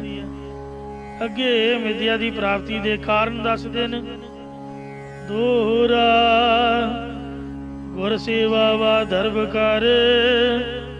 ਵਿਦਿਆ ਤਿੰਨ ਪ੍ਰਕਾਰ ਕਰਕੇ ਪ੍ਰਾਪਤ ਕੀਤੀ ਜਾ ਸਕਦੀ ਹੈ। ਪਹਿਲਾ ਇਹ ਹੈ ਕਿ ਆਪਣੇ ਗੁਰੂ ਦੀ ਸੇਵਾ ਟਹਿਲ ਕਰਨ ਨਾਲ ਵਿਦਿਆ ਪ੍ਰਾਪਤ ਹੁੰਦੀ ਹੈ, ਭਾਵ ਗੁਰੂ ਦੀ ਸੇਵਾ ਕਰਨ ਨਾਲ ਗੁਰੂ ਪ੍ਰਸੰਨ ਹੋ ਕੇ ਵਿਦਿਆ ਦੀ ਦਾਤ ਬਖਸ਼ ਦਿੰਦਾ ਹੈ। ਗੁਰਦੁਆਰਾ ਗੁਰਦਰਸ਼ਨ ਪ੍ਰਕਾਸ਼ ਦੇ ਉਸਤਾਦਾਂ ਵਿੱਚ ਇਹ ਵੀ ਨਹੀਂ ਕੁਛ ਵੇਖਿਆ, ਉਹ ਫ੍ਰੀ ਆਫ ਕੋਸਟ ਬਿਨਾਂ ਕਿਸੇ ਲੋਭ ਲਾਲਚ ਤੋਂ ਵਿਦਿਆ ਪੜ੍ਹਾਉਂਦੇ। ਮੈਂ ਪਹਿਲਾਂ ਹੀ ਬੇਨਤੀ ਕਰ ਚੁੱਕਾ ਕਿ ਪ੍ਰਸ਼ਾਦੇ ਆਪ ਪਕਾ ਕੇ ਆ ਗਿਆਨੀ ਇੰਦਰਜੀਤ ਸਿੰਘ ਜੀ ਰਕਬੇ ਵਾਲੇ, ਜੋ ਬਾਬਾ ਹਰਨਾਮ ਸਿੰਘ ਸਾਹਿਬ ਜੀ ਦੇ ਉਸਤਾਦ ਨੇ, ਉਹ ਖੁਦ ਆਪ ਪਰੌਂਠੇ ਪਕਾ ਕੇ ਵਿਦਿਆਰਥੀਆਂ ਨੂੰ ਅਜੇ ਤੱਕ ਛਕਾਉਂਦੇ ਨੇ। ਇਹ ਸਾਡੇ ਉਸਤਾਦਾਂ ਦਾ ਗੁਣ ਰਿਹਾ। ਕੱਪੜੇ ਆਪ ਧੋ ਦਿੰਦੇ ਵਿਦਿਆਰਥੀਆਂ ਦੇ, ਵਿਦਿਆਰਥੀਆਂ ਦੇ ਕੰਮ ਆਪ ਕਹਿ ਕੇ ਦੂਜਿਆਂ ਕੋਲ ਕਰਾ ਦਿੰਦੇ ਵੀ ਇਹਦੀ ਵਿਦਿਆ 'ਚ ਵਿਘਨ ਨਾ ਪਵੇ। ਇਹ ਤਾਂ ਬਾਹਰ ਚੱਲਦਾ ਹੈ ਕਿ ਲੋਕ ਸੇਵਾ ਕਰਾਉਂਦੇ ਨੇ, ਕੜਵਾ ਫੜਾਉਂਦੇ ਨੇ, ਕਸ਼ਹਿਰੇ ਧਵਾਉਂਦੇ ਨੇ। ਦੂਜਾ ਕਾਰਨ ਇਹ ਹੈ ਕਿ ਜੇਕਰ ਕੋਲ ਧਨ ਹੈ ਤਾਂ ਧਨ ਕਰਕੇ ਵਿਦਿਆ ਪ੍ਰਾਪਤ ਕੀਤੀ ਜਾ ਸਕਦੀ ਹੈ। ਮਹਿਤਾ ਸਾਹਿਬ ਪੈਸੇ ਵੀ ਨਹੀਂ ਲੈਂਦੇ ਉਸਤਾਦ। ਤੀਜਾ ਕਾਰਨ ਇਹ ਹੈ ਕਿ ਜੋ ਵਿਦਿਆ ਆਪ ਪੜ੍ਹੀ ਹੈ ਉਹ ਕਿਸੇ ਦੂਸਰੇ ਨੂੰ ਪੜ੍ਹਾ ਦੇਣੀ ਤੇ ਦੂਸਰੇ ਕੋਲੋਂ ਹੋਰ ਵਿਦਿਆ ਸਿੱਖ ਲੈਣੀ। ਵਿਦਿਆ ਵਿਦਿਆ ਹੋਏ, ਵਿਦਿਆ ਤੋਂ ਵਿਦਿਆ ਹੁੰਦੀ ਹੈ, ਭਾਵ ਜੋ ਆਪ ਨੂੰ ਨਾ ਆਉਂਦੀ ਹੋਵੇ ਉਹ ਦੂਜੇ ਕੋਲੋਂ ਸਿੱਖ ਲੈ, ਜੋ ਆਪ ਨੂੰ ਆਉਂਦਾ ਹੋਵੇ ਦੂਜੇ ਨੂੰ ਸਿਖਾ ਦੇਵੇ। ਮਹਿਤੇ ਸਾਹਿਬ ਉਸਤਾਦਾਂ ਵਿੱਚ ਇਹ ਵੀ ਕੋਈ ਭਾਵਨਾ ਨਹੀਂ, ਨਿਸ਼ਕਾਮਤਾ ਨਾਲ ਪੜ੍ਹਾਉਂਦੇ ਨੇ। ਇਸ ਪ੍ਰਕਾਰ ਇਹਨਾਂ ਤਿੰਨ ਢੰਗਾਂ ਨਾਲ ਕਹਿੰਦੇ ਵਿਦਿਆ ਪ੍ਰਾਪਤ ਹੁੰਦੀ ਹੈ। ਬਾਹਰ ਇਹ ਸਭ ਕੁਝ ਚੱਲਦਾ, ਟਿਊਸ਼ਨ ਫੀਸਾਂ ਚੱਲਦੀਆਂ ਨੇ, ਹਰ ਵਿਦਿਆ ਤੋਂ ਵਿਦਿਆ ਪ੍ਰਾਪਤ ਵਾਲੀ ਗੱਲ ਵੀ ਚੱਲਦੀ ਹੈ ਤੇ ਸੇਵਾ ਵਾਲੀ ਗੱਲ ਵੀ ਚੱਲਦੀ ਹੈ। ਤ੍ਰਿਤੀ ਬ੍ਰਿਧ ਵਿਦਿਆ ਕਰਹਿ, ਇਹ ਤਿੰਨ ਪ੍ਰਕਾਰ ਕਰਕੇ ਕਹਿੰਦੇ ਪੜ੍ਹੀ ਹੋਈ ਵਿਦਿਆ ਵਧਣਾ ਕਰਦੀ ਹੈ। ਚੌਥੇ ਹੇਤ ਨਾ ਕੋਏ, ਹੋਰ ਕੋਈ ਚੌਥਾ ਕਾਰਨ ਨਹੀਂ ਹੈ ਜਿਸ ਕਰਕੇ ਵਿਦਿਆ ਪੜ੍ਹੀ ਜਾ ਸਕੇ। ਇਸ ਤੋਂ ਇਲਾਵਾ ਹੋਰ ਕੋਈ ਕਾਰਨ ਨਹੀਂ ਹੈ। ਆਤ ਵਿਦਿਆ ਮਹਿਮਾ, ਆਤ ਹੁਣ ਵਿਦਿਆ ਦੀ ਸ਼ੋਭਾ ਬਾਬਤ ਕਥਨ ਕਰਦੇ ਨੇ। ਦੋਹਰਾ ਵਿਦਿਆ ਉਤਮ ਸ਼ਿਲਪਤਾ, ਵਿਦਿਆ ਦੀ ਉਪਮਾ ਕਥਨ ਕਰਦੇ ਨੇ ਕਿ 14 ਪ੍ਰਕਾਰ ਦੀ ਵਿਦਿਆ ਵਿੱਚੋਂ ਕਿਸੇ ਪ੍ਰਕਾਰ ਦੀ ਵਿਦਿਆ ਉਦਮ ਸ਼ਿਲਪਤਾ, ਚਿੱਤਰਕਾਰੀ ਜਾਣਨ ਵਾਲਾ, ਪੰਡਤ ਸੰਗ੍ਰਹਿ ਮੀਤ, ਪੰਡਤ ਵਿਦਵਾਨ ਭਾਵ ਸਾਰੇ ਸ਼ਾਸਤਰਾਂ ਵਿੱਚ ਕੁਸ਼ਲ ਹੋਣਾ ਅਤੇ ਮਿੱਤਰਾਂ ਦਾ ਇਕੱਠ ਹੋਣਾ। ਆਖੈ ਨਾ ਭੈ ਤਸਕਰ ਇਹਨਾਂ ਨੂੰ ਨਾ ਤਾਂ ਕਿਸੇ ਦਾ ਡਰ ਹੁੰਦਾ, ਮਤਲਬ ਵਿਦਵਾਨ ਬੰਦੇ ਨੂੰ ਵੀ ਡਰ ਨਹੀਂ ਕਿ ਮੈਂ ਭੁੱਖਾ ਮਰੂੰਗਾ। ਉਹ ਜਿੱਥੇ ਚੌਂਕੜਾ ਮਾਰ ਲਏ ਆਪਦੀ ਵਿਦਿਆ ਦੇ ਬਲ ਨਾਲ ਉੱਥੇ ਰੋਟੀ ਖਾ ਸਕਦਾ ਔਰ ਕਈਆਂ ਨੂੰ ਖਵਾ ਸਕਦਾ। ਉਦਮੀ ਬੰਦਾ ਵੀ ਕਹਿੰਦੇ ਉਦਮ ਅੱਗੇ ਲక్ష్ਮੀ ਤੇ ਪੱਖੀ ਅੱਗੇ ਪਾਉਣ, ਜਿੰਨੀ ਮਰਜ਼ੀ ਕਮਾਈ ਕਰਕੇ ਪੈਸਾ ਇਕੱਠਾ ਕਰ ਲੈ, ਜੋ ਮਰਜ਼ੀ ਕਰ ਲੈ। ਸ਼ਿਲਪਤਾ ਜਿਹੜਾ ਚਿੱਤਰਕਾਰ ਹੈ ਉਹਦੇ ਵਿੱਚ ਵੀ ਕਲਾਕਾਰੀ ਹੈ।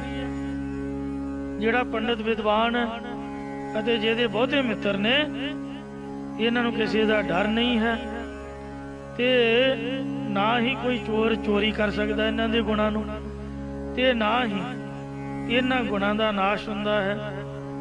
ਪਾਂਚ ਨਿੰਦਾ ਸੁਖ ਨੀਤ, ਇਹ ਪੰਜ ਗੁਣ ਵਿਦਿਆ, ਉਦਮ, ਸ਼ਿਲਪਤਾ, ਪੰਡਤ, ਸੰਗ੍ਰਹਿ ਮੀਤ, ਇਹ ਤਾਂ ਨੌ ਨਿਧੀਆਂ ਦੀ ਤਰ੍ਹਾਂ ਸਦਾ ਹੀ ਸੁਖ ਦੇਣ ਵਾਲੇ ਨੇ।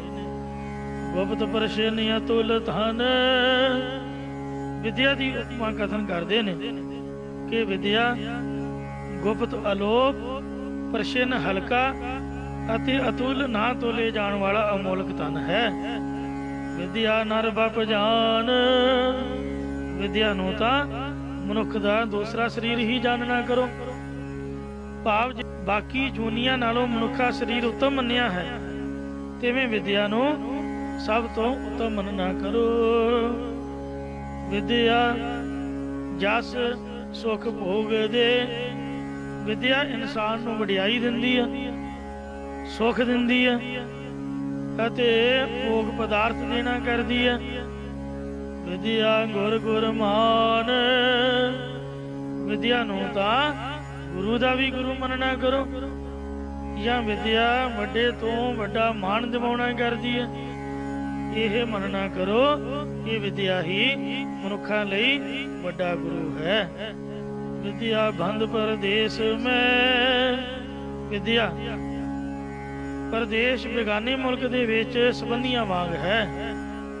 ਭਾਵ ਜਿਵੇਂ ਆਪਣੇ ਦੇਸ਼ ਵਿੱਚ ਸੰਬੰਧੀ ਸੇਵਾ ਕਰਦੇ ਨੇ, ਤਿਵੇਂ ਵਿਦਵਾਨ ਪੁਰਖ ਦੀ ਵਿਦਵਤਾ ਦੇਖ ਕੇ ਪਰਦੇਸ ਵਿੱਚ ਲੋਕ ਸੰਬੰਧੀਆਂ ਨਾਲੋਂ ਵੀ ਵੱਧ ਸੇਵਾ ਕਰਦੇ ਨੇ।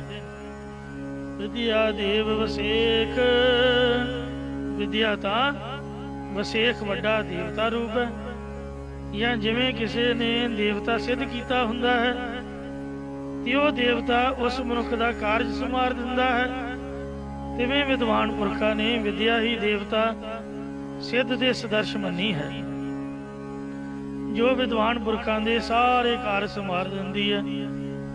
ਜਾਂ ਵਿਸ਼ੇਸ਼ ਕਰਕੇ ਵਿਦਿਆ ਹੀ ਦੇਵਤਾ ਹੈ। ਪੂਜ ਨਿਰਭਉ ਕਰ ਅਗਹਤੀ, ਫਿਰ ਇਹ ਵਿਦਿਆ ਰਾਜਿਆਂ ਕਰਕੇ ਪੂਜਾ ਕਰਵਾਉਂਦੀ ਹੈ। ਭਾਵ ਵਿਦਵਾਨ ਪੁਰਖਾਂ ਦਾ ਰਾਜਿਆਂ ਦੇ ਦਰਬਾਰ ਵਿੱਚ ਭਾਰੀ ਸਨਮਾਨ ਕੀਤਾ ਜਾਂਦਾ ਹੈ।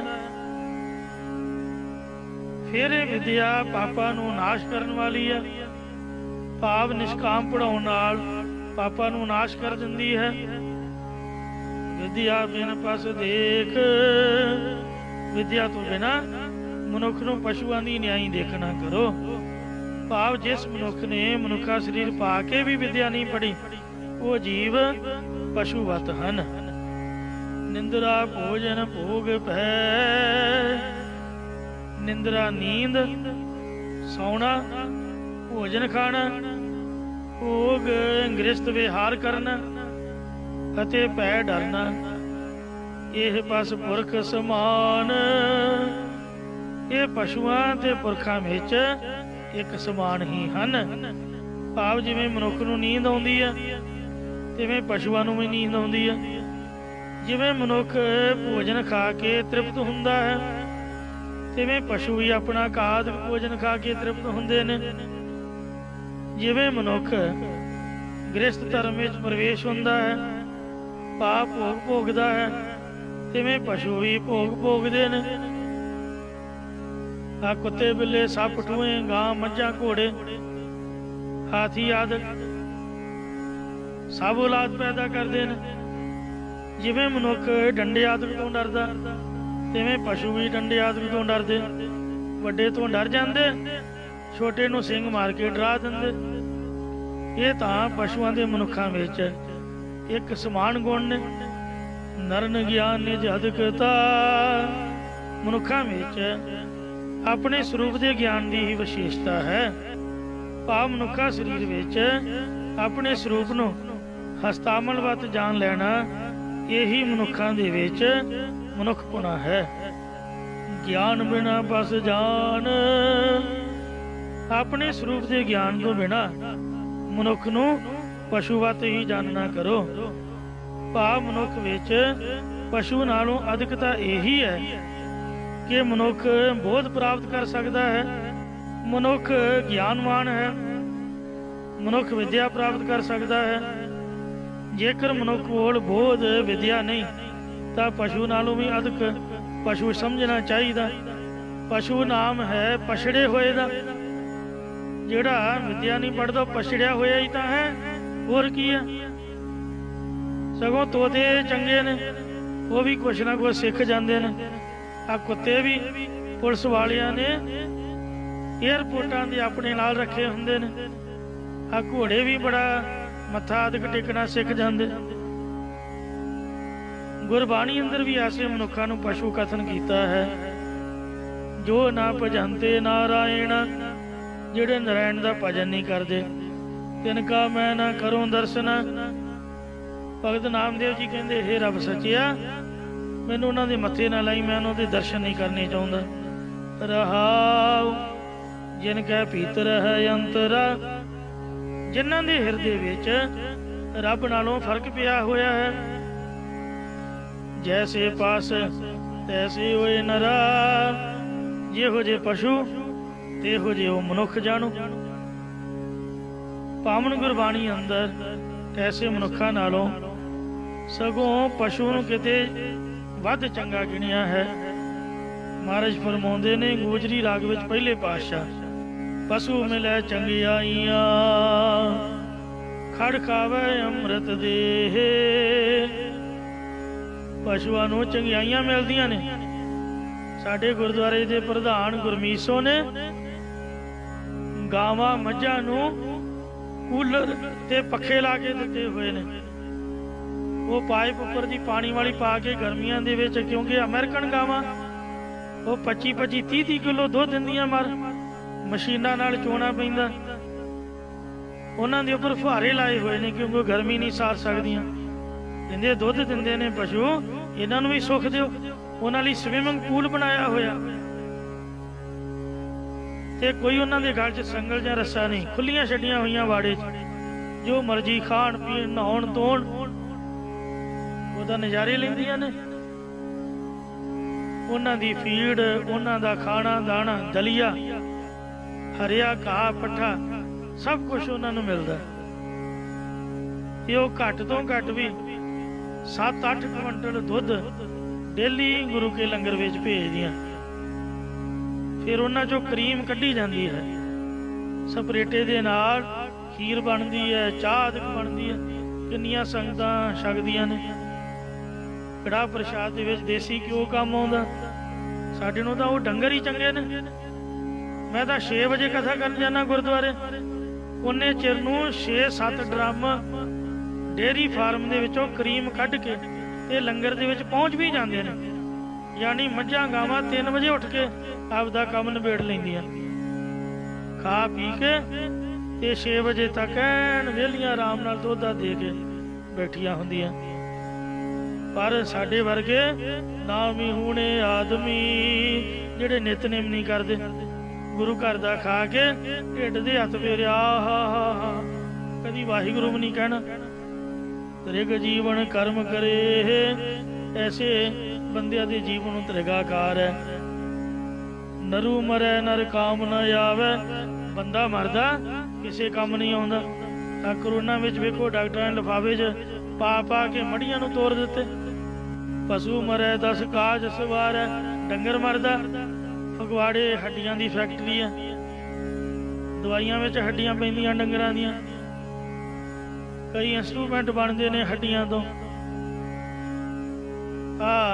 ਜਿਹੜਾ ਚਮੜਾ ਹੈ, ਚਮੜੇ ਤੋਂ ਵੇਖੋ ਨਗਾਰੇ ਆਦਿਕ ਮੜੇ ਜਾਂਦੇ, ਜੋੜੀ ਆਦਿਕ ਬਣਦੀ ਹੈ ਤੇ ਜੁੱਤੀਆਂ ਆਦਿਕ ਬਣਦੀਆਂ ਨੇ।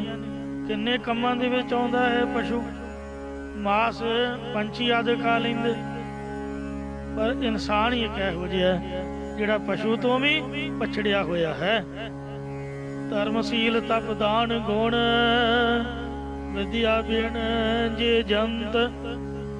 ਜੋ ਜੀਵ ਆਪਣੇ ਧਰਮ ਤੋਂ ਬਿਨਾਂ ਹੈ, ਸੀਲ ਚੰਗੇ ਸੁਭਾਅ ਸ੍ਰੇਸ਼ਟ ਆਚਰਨ, ਤਪੱਸਿਆ ਦਾਨ ਸ਼ੁਭ ਗੁਣ ਅਤੇ ਵਿਦਿਆ ਤੋਂ ਬਿਨਾਂ ਹੈ, ਮਿਰਤ ਲੋਕ ਖਿਤ ਭਾਰ ਤੇ ਉਹ ਜੀਵ ਇਸ ਮਾਤ ਲੋਕ ਦੀ ਖਿਤ ਧਰਤੀ ਉੱਪਰ ਸਿਰਫ ਬੋਝ ਹੀ ਹਨ। ਨਰ ਬੱਪ ਮ੍ਰਿਗ ਵਿੱਚ ਰੰਤ, ਉਸ ਦਾ ਬੱਪ ਸਰੂਪ ਸਰੀਰ ਤਾਂ ਭਾਵੇਂ ਦੇਖਣ ਨੂੰ ਮਨੁੱਖਾਂ ਵਰਗਾ ਹੈ, ਪਰ ਕਰਮਾਂ ਕਰਕੇ ਮ੍ਰਿਗ ਹਰਨ ਆਦਿਕ ਪਸ਼ੂਆਂ ਵਾਂਗ ਹੀ ਸੰਸਾਰ ਵਿੱਚ ਵਿਚਰਿਆ ਫਿਰ ਰਿਹਾ ਹੈ। ਭਾਵ ਜਿਵੇਂ ਹਰਨ ਬਨ ਵਿੱਚ ਭਟਕਦਾ ਫਿਰਦਾ ਹੈ, ਤਿਵੇਂ ਗੁਣਹੀਣ ਪੁਰਖ ਸੰਸਾਰ ਰੂਪ ਜੰਗਲ ਵਿੱਚ ਭਟਕ ਰਹੇ ਨੇ। ਕਰਤੂਤ ਪਸ਼ੂ ਕੀ ਮਾਨਸ ਜਾਤ, ਲੋਕ ਵਿਚਾਰਾ ਕਰੇ ਦਿਨ ਰਾਤ। ਭਾਈ ਗੁਰਦਾਸ ਜੀ ਨੇ ਵੀ ਲਿਖਿਆ, ਕਰਮ ਕਮਾਵਣ ਪਸ਼ੂਆਂ ਵਾਲੇ ਮਾਨਸ ਨਾਮ ਧਰਾਇਆ। ਕਰਮ ਪਸ਼ੂਆਂ ਵਾਲੇ ਕਮਾਉਂਦੇ ਨੇ, ਨਾਮ ਬੰਦੇ ਦਾ ਰਖਾਇਆ ਹੋਇਆ। ਤੋ ਇਸ ਉਪਰੋਕਤ ਦੋਹਰੇ ਵਿੱਚ ਗੁਣਹੀਣ ਪੁਰਖ ਨੂੰ ਹਿਰਨ ਦੀ ਸਦਰਸ਼ਤਾ ਦਿੱਤੀ ਹੈ। ਪਰ ਹੁਣ ਅੱਗੇ ਕਥਨ ਕਰਦੇ ਨੇ ਕਿ ਗੁਣਹੀਣ ਪੁਰਖ ਹਿਰਨ ਤੋਂ ਵੀ ਨਖਿੱਧ ਹੈ, ਕਿਉਂਕਿ ਦੋਹਰਾ ਸਵਾਰ ਸਿਰ। ਹਿਰਨ ਦੇ ਵਿੱਚ 5 ਗੁਣ ਨੇ। ਉਹ ਸਵਾਰ ਕੰਡੇ ਹੇੜੇ ਦੀ ਆਵਾਜ਼ ਸੁਣ ਕੇ ਆਪਣਾ ਸਿਰ ਦੇ ਦਿੰਦਾ ਹੈ। ਮਤਲਬ ਜਿਹੜੇ ਫੜਨ ਵਾਲੇ ਸ਼ਿਕਾਰੀ ਲੋਕ ਨੇ, ਉਹ ਕੀ ਕਰਦੇ ਨੇ, ਇੱਕ ਘੜਾ ਲੈ ਕੇ ਮਿੱਟੀ ਦਾ, ਉਹਦੇ ਵਿੱਚ ਛੇਕ ਕੱਢ ਕੇ ਵਿੱਚ ਦੀਵਾ ਜਗਾ ਦਿੰਦੇ ਨੇ। ਉਹ ਮੋਰੀਆਂ ਦੇ ਵਿੱਚ ਦੀ ਦੀਵੇ ਦਾ ਪ੍ਰਕਾਸ਼ ਪੈਂਦਾ ਹੈ। ਘੜੇ ਉੱਪਰ ਕਹਿਣ ਦਾ ਥਾਲ ਮੁੱਦਾ ਮਾਰ ਕੇ ਡੰਡਿਆਂ ਦੇ ਨਾਲ ਉਹਨੂੰ ਖੜਕਾਉਂਦੇ ਨੇ। ਜਿਹੜੀ ਉਹਦੇ ਵਿੱਚੋਂ ਆਵਾਜ਼ ਨਿਕਲਦੀ ਉਹਨੂੰ ਕੰਡੇ ਹੇੜੇ ਦੀ ਆਵਾਜ਼ ਕਹਿੰਦੇ ਨੇ। ਹਰਨ ਜਦ ਉਸ ਆਵਾਜ਼ ਨੂੰ ਸੁਣਦਾ ਦੌੜਿਆ ਆਉਂਦਾ, ਸ਼ਿਕਾਰੀ ਦੇ ਅੱਗੇ ਆਪਣਾ ਸਿਰ ਸੁੱਟ ਕੇ ਖੜਾ ਹੋ ਜਾਂਦਾ। ਸ਼ਿਕਾਰੀ ਦੀ ਮਰਜ਼ੀ ਹੈ ਕਿ ਉਹਨੂੰ ਜਿਉਂਦਾ ਫੜ ਲਵੇ ਜਾਂ ਉਹਨੂੰ ਮਾਰ ਕੇ ਤੇ ਉਹਦਾ ਮਾਸ ਖਾ ਲਵੇ ਤੇ 12 ਸਿੰਘੀ ਆਦਿਕ ਬਣਾ ਲਵੇ। ਫਿਰ ਤਵਕ ਮੁਨ, ਹਿਰਨ ਦੀ ਜੋ ਚਮੜੀ ਹੈ, ਮ੍ਰਿਗਸ਼ਾਲਾ ਹੈ, ਉਹ ਮੁਨੀ ਸੰਤ ਜਨਾਂ ਦੇ ਕੰਮ ਆਉਂਦੀ ਹੈ। ਪਲਦ ਜਨ, ਸੰਤ ਜਨ ਹੇਠਾਂ ਵਿਛਾ ਕੇ ਉੱਪਰ ਬੈਠ ਕੇ ਭਜਨ ਸਿਮਰਨ ਕਰਦੇ ਨੇ। ਮ੍ਰਿਗਸ਼ਾਲਾ ਪਰ ਬੈਠੇ ਕਬੀਰ ਤੇ ਪਲਦ ਜਨ, ਮਾਸ ਖਾਣ ਵਾਲੇ ਮਨੁੱਖ ਹਿਰਨ ਦਾ ਮਾਸ ਖਾ ਜਾਂਦੇ ਨੇ। ਭਾਵ ਹਿਰਨ ਦਾ ਮਾਸ ਵੀ ਕੰਮ ਆ ਗਿਆ ਅਤੇ ਸ੍ਰਿੰਗ ਯੋਗ, ਜਿਹੜੇ ਸਿੰਘ ਨੇ ਉਹ ਯੋਗੀਆਂ ਦੇ ਕੰਮ ਆਉਂਦੇ ਨੇ। ਭਾਵ ਉਹ ਸਿੰਘੀ ਬਣਾ ਕੇ ਵਜਾਉਂਦੇ ਨੇ। ਦ੍ਰਿਗਨਾਰ, 12 ਸਿੰਘੇ ਦੇ ਸਿੰਘਾਂ ਦੀ ਸਿੰਘੀ ਯੋਗੀ ਬਣਾ ਕੇ ਵਰਤਦੇ ਨੇ। ਫਿਰ ਹਿਰਨ ਦੇ ਨੇਤਰਾਂ ਦੀ ਉਪਮਾ ਕਵੀ ਜਨ ਇਸਤਰੀ ਦੇ ਨੇਤਰਾਂ ਨੂੰ ਦਿੰਦੇ ਨੇ। 5 ਗੁਣ ਮ੍ਰਿਗ ਖਟ ਦੋਖ ਨਰ, ਇਹ 5 ਗੁਣ ਹਰਨ ਵਿੱਚ ਹਨ। ਪਰ ਇਸ ਤੋਂ ਉਲਟ ਮਨੁੱਖ ਦੇ ਵਿੱਚ 6 ਦੋਸ਼ ਨੇ। ਜੈਸਾ ਕਿ ਸ਼ੁਦਾ ਪਿਆਸਾ ਸੋਕ ਪੁਨ, ਹਰਖ ਜਨਮੀ ਅਰਿਅੰਤ, ਇਹ ਖਟ ਉਰਮੀ ਧਰਮ ਤਨ ਆਤਮ ਰਹਿਤ ਅਨੰਤ। ਇਹ ਜੋ 6 ਉਰਮੀ ਲਹਿਰਾਂ ਨੇ, ਇਹੀ ਜੀਵ ਦੇ ਵਿੱਚ 6 ਦੋਸ਼ ਨੇ। ਭੁੱਖ ਪਿਆਸ ਹਰਖ ਸੋਗ ਜੰਮਣ ਮਰਨ ਤ੍ਰੇ ਆਦਿਕ। ਫਿਰ ਨਰ ਤੇ ਹਰਨਿ ਉਧਾਰ, ਇਸ ਕਰਕੇ ਮਨੁੱਖ ਤੋਂ ਹਰਨ ਸ੍ਰੇਸ਼ਟ ਹੈ। ਪੁਰਖ ਸ਼ਾਸਤਰੀ ਕਿਆ ਲਗੇ, ਜੋ ਪੁਰਖ ਅਨਪੜ੍ਹ ਅਗਿਆਨੀ ਹੈ ਉਹ ਕੀ ਜਾਣੇ ਭਲਾ ਗੁਣ ਦੋਖਣ ਕੀ ਸੰਦ। ਉਹ ਗੁਣ ਅਤੇ ਦੋਸ਼ਾਂ ਦੀ ਮਲਾਉਣੀ ਨੂੰ ਕੀ ਜਾਣ ਸਕਦਾ, ਭਾਵ ਨਹੀਂ ਜਾਣ ਸਕਦਾ ਕਿ ਕਿਸ ਕੰਮ ਵਿੱਚ ਦੋਸ਼ ਨੇ ਤੇ ਕਿਸ ਕੰਮ ਵਿੱਚ ਗੁਣ ਹਨ। ਰੂਪ ਭੇਦ ਅਧਿਕਾਰ ਜੋ ਕਿਆ ਪ੍ਰਾਪਤ ਹੋਵੇ ਅੰਧ। ਅੱਗੇ ਹੁਣ ਦ੍ਰਿਸ਼ਟਾਂਤ ਦਿੰਦੇ ਨੇ ਕਿ ਅੰਨੇ ਮਨੁੱਖ ਨੂੰ ਕਾਲਾ, ਪੀਲਾ, ਨੀਲਾ, ਗੋਰਾ ਆਦਿ ਰੂਪ ਰੰਗਾਂ ਦਾ ਭੇਦ ਦਾ ਕੀ ਹੱਕ ਹੈ ਤੇ ਉਸ ਨੂੰ ਕੀ ਪ੍ਰਾਪਤ ਹੋਵੇਗਾ, ਭਾਵ ਕੁਝ ਨਹੀਂ। ਅਰਥਾਤ ਜਿਵੇਂ ਅੰਨਾ ਮਨੁੱਖ ਕੋਈ ਰੰਗ ਰੂਪ ਦੇਖ ਨਹੀਂ ਸਕਦਾ ਇਹ ਕਿਹੜਾ ਰੰਗ ਹੈ, ਤਿਵੇਂ ਅਨਪੜ੍ਹ ਮਨੁੱਖ ਸ੍ਰੇਸ਼ਟ ਗੁਣਾਂ ਤੇ ਦੋਸ਼ਾਂ ਦੀ ਭਲਾ ਕੀ ਵਿਚਾਰ ਕਰ ਸਕਦਾ, ਭਾਵ ਕੁਝ ਨਹੀਂ ਕਰ ਸਕਦਾ। ਉਹ ਤਾਂ ਦੋਸ਼ਾਂ ਨੂੰ ਵੀ ਗੁਣ ਸਮਝ ਕੇ ਉਹਨਾਂ ਵਿੱਚ ਫਸਿਆ ਰਹਿੰਦਾ ਹੈ। ਇਸ ਕਰਕੇ ਵਿਦਿਆ ਜ਼ਰੂਰ ਪੜ੍ਹਨੀ ਚਾਹੀਦੀ ਹੈ। ਸਤਿਗੁਰੂ ਸਾਹਿਬ ਜੀ ਦੇ ਪਾਵਨ ਬਚਨ ਨੇ, ਸਤੀ ਪਹਿਰੀ ਸਤ ਭਲਾ ਬਈਐ ਪੜੀਆਂ ਪਾਸ। ਉਥੇ ਪਾਪੁਨ ਵਿਚਾਰੀਐ ਕੂੜੈ ਘਟੈ ਰਾਸ। ਸੋ ਕਵੀ ਜੀ ਅੱਗੇ ਦੱਸਦੇ ਨੇ, ਮੁਗਧ ਪੂਜ ਨਿਜ ਧਾਮ ਮੈਂ। ਵਿਦਿਆ ਨੂੰ ਪ੍ਰਾਪਤ ਕਰਨ ਵਾਲੇ ਵਿਦਵਾਨ ਦੀ ਉਪਮਾ ਕਥਨ ਕਰਦੇ ਨੇ ਕਿ ਜਿਵੇਂ ਮੂਰਖ ਮਨੁੱਖ ਆਪਣੇ ਘਰ ਦੇ ਵਿੱਚ ਹੀ ਪੂਜਿਆ ਜਾਂਦਾ ਹੈ, ਭਾਵ ਮੂਰਖ ਮਨੁੱਖ ਸਭ ਨੂੰ ਉਲਟਾ ਜੂ ਬੋਲਦਾ, ਜਿਸ ਨੂੰ ਸੁਣ ਕੇ ਘਰ ਵਾਲੇ ਤਾਂ ਜਰ ਲੈਣਗੇ, ਕੁਝ ਨਹੀਂ ਕਹਿਣਗੇ, ਸਗੋਂ ਉਸ ਦਾ ਅਦਬ ਕਰਦੇ ਨੇ। ਪਰ ਜੇਕਰ ਬਾਹਰ ਕਿਸੇ ਨੂੰ ਉਲਟਾ ਬੋਲੇ ਤਾਂ ਬਾਹਰ ਵਾਲੇ ਕੁੱਟ ਵੀ ਦਿੰਦੇ ਨੇ। ਇਸ ਲਈ ਮੂਰਖ ਮਨੁੱਖ ਦੀ ਆਪਣੇ ਘਰ ਦੇ ਵਿੱਚ ਹੀ ਪੂਜਾ ਹੁੰਦੀ ਹੈ, ਮਤਲਬ ਜਿੱਥੇ ਉਹਨੂੰ ਜਾਣਦੇ ਨੇ। ਹੁਣ ਸਾਨੂੰ ਤਾਂ ਪਤਾ ਵੀ ਫਲਾਣਾ ਪ੍ਰਧਾਨ, ਜਿਹੜਾ ਬੰਦਾ ਬਾਹਰੋਂ ਆਇਆ ਉਹਨੂੰ ਕੀ ਪਤਾ, ਗਾਲ ਕੱਢੀ ਨਹੀਂ ਤੇ ਥੱਲੇ ਲਾਇਆ ਨੇ, ਕਿਸੇ ਨੂੰ ਕੀ ਪਤਾ ਵੀ ਇਹ ਵੱਡਾ ਹੈ।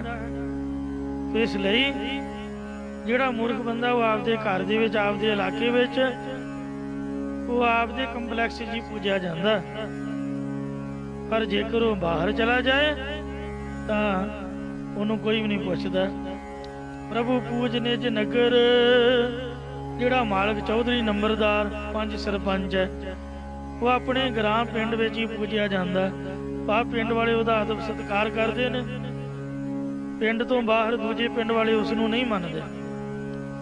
ਉਪ ਪੂਜ ਸਵੈ ਦੇਸ਼ ਮੈਂ। ਜਿਹੜਾ ਰਾਜਾ ਹੈ ਉਹ ਕੇਵਲ ਆਪਣੇ ਦੇਸ਼ ਵਿੱਚ ਪੂਜਿਆ ਜਾਂਦਾ ਹੈ, ਦੂਸਰੇ ਦੇਸ਼ ਵਿੱਚ ਰਾਜੇ ਨੂੰ ਕੋਈ ਨਹੀਂ ਮੰਨਦਾ। ਪਰ ਪੂਜਤ ਗੁਣੀ ਸਮਗਰ। ਜੋ ਗੁਣਵਾਨ ਪੁਰਖ ਨੇ ਉਹ ਸਭ ਜਗ੍ਹਾ ਹੀ ਪੂਜੇ ਜਾਂਦੇ ਨੇ, ਭਾਵ ਵਿਦਵਾਨ ਪੁਰਖ ਨੂੰ ਸਭ ਜਗ੍ਹਾ ਹੀ ਸਤਿਕਾਰਿਆ ਜਾਂਦਾ ਹੈ।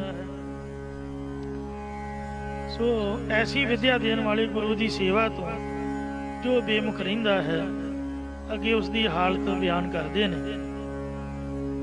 ਇਹ ਅੱਖਰ ਦਾਤਾ ਜੋ ਗੁਰ। ਇਹ ਭਾਈ ਜਿਹੜਾ ਇੱਕ ਵੀ ਅੱਖਰ ਦਾ ਦਾਨ ਦੇਣ ਵਾਲਾ ਗੁਰੂ ਹੈ, ਮਤਲਬ ਉਸਤਾਦ ਹੈ, ਭਾਵ ਜਿਨਨੇ ਇੱਕ ਵੀ ਅੱਖਰ ਪੜਾਇਆ ਹੋਵੇ। ਜੋ ਸੇਵਤ ਨਹਿ ਤਾਸ। ਜਿਹੜੇ ਤਿਸ ਗੁਰੂ ਦੀ ਸੇਵਾ ਨਹੀਂ ਕਰਦੇ। ਪਾਏ ਜਨਮ 100 ਸਵਾਨ ਕੋ। ਉਹ ਮਨੁੱਖ 100 ਜਨਮ ਕੁੱਤੇ ਦਾ ਪਾਉਣਾ ਕਰੇਗਾ। ਬਹੁਰ ਸਵਪ ਚ ਘਰ ਵਾਸ।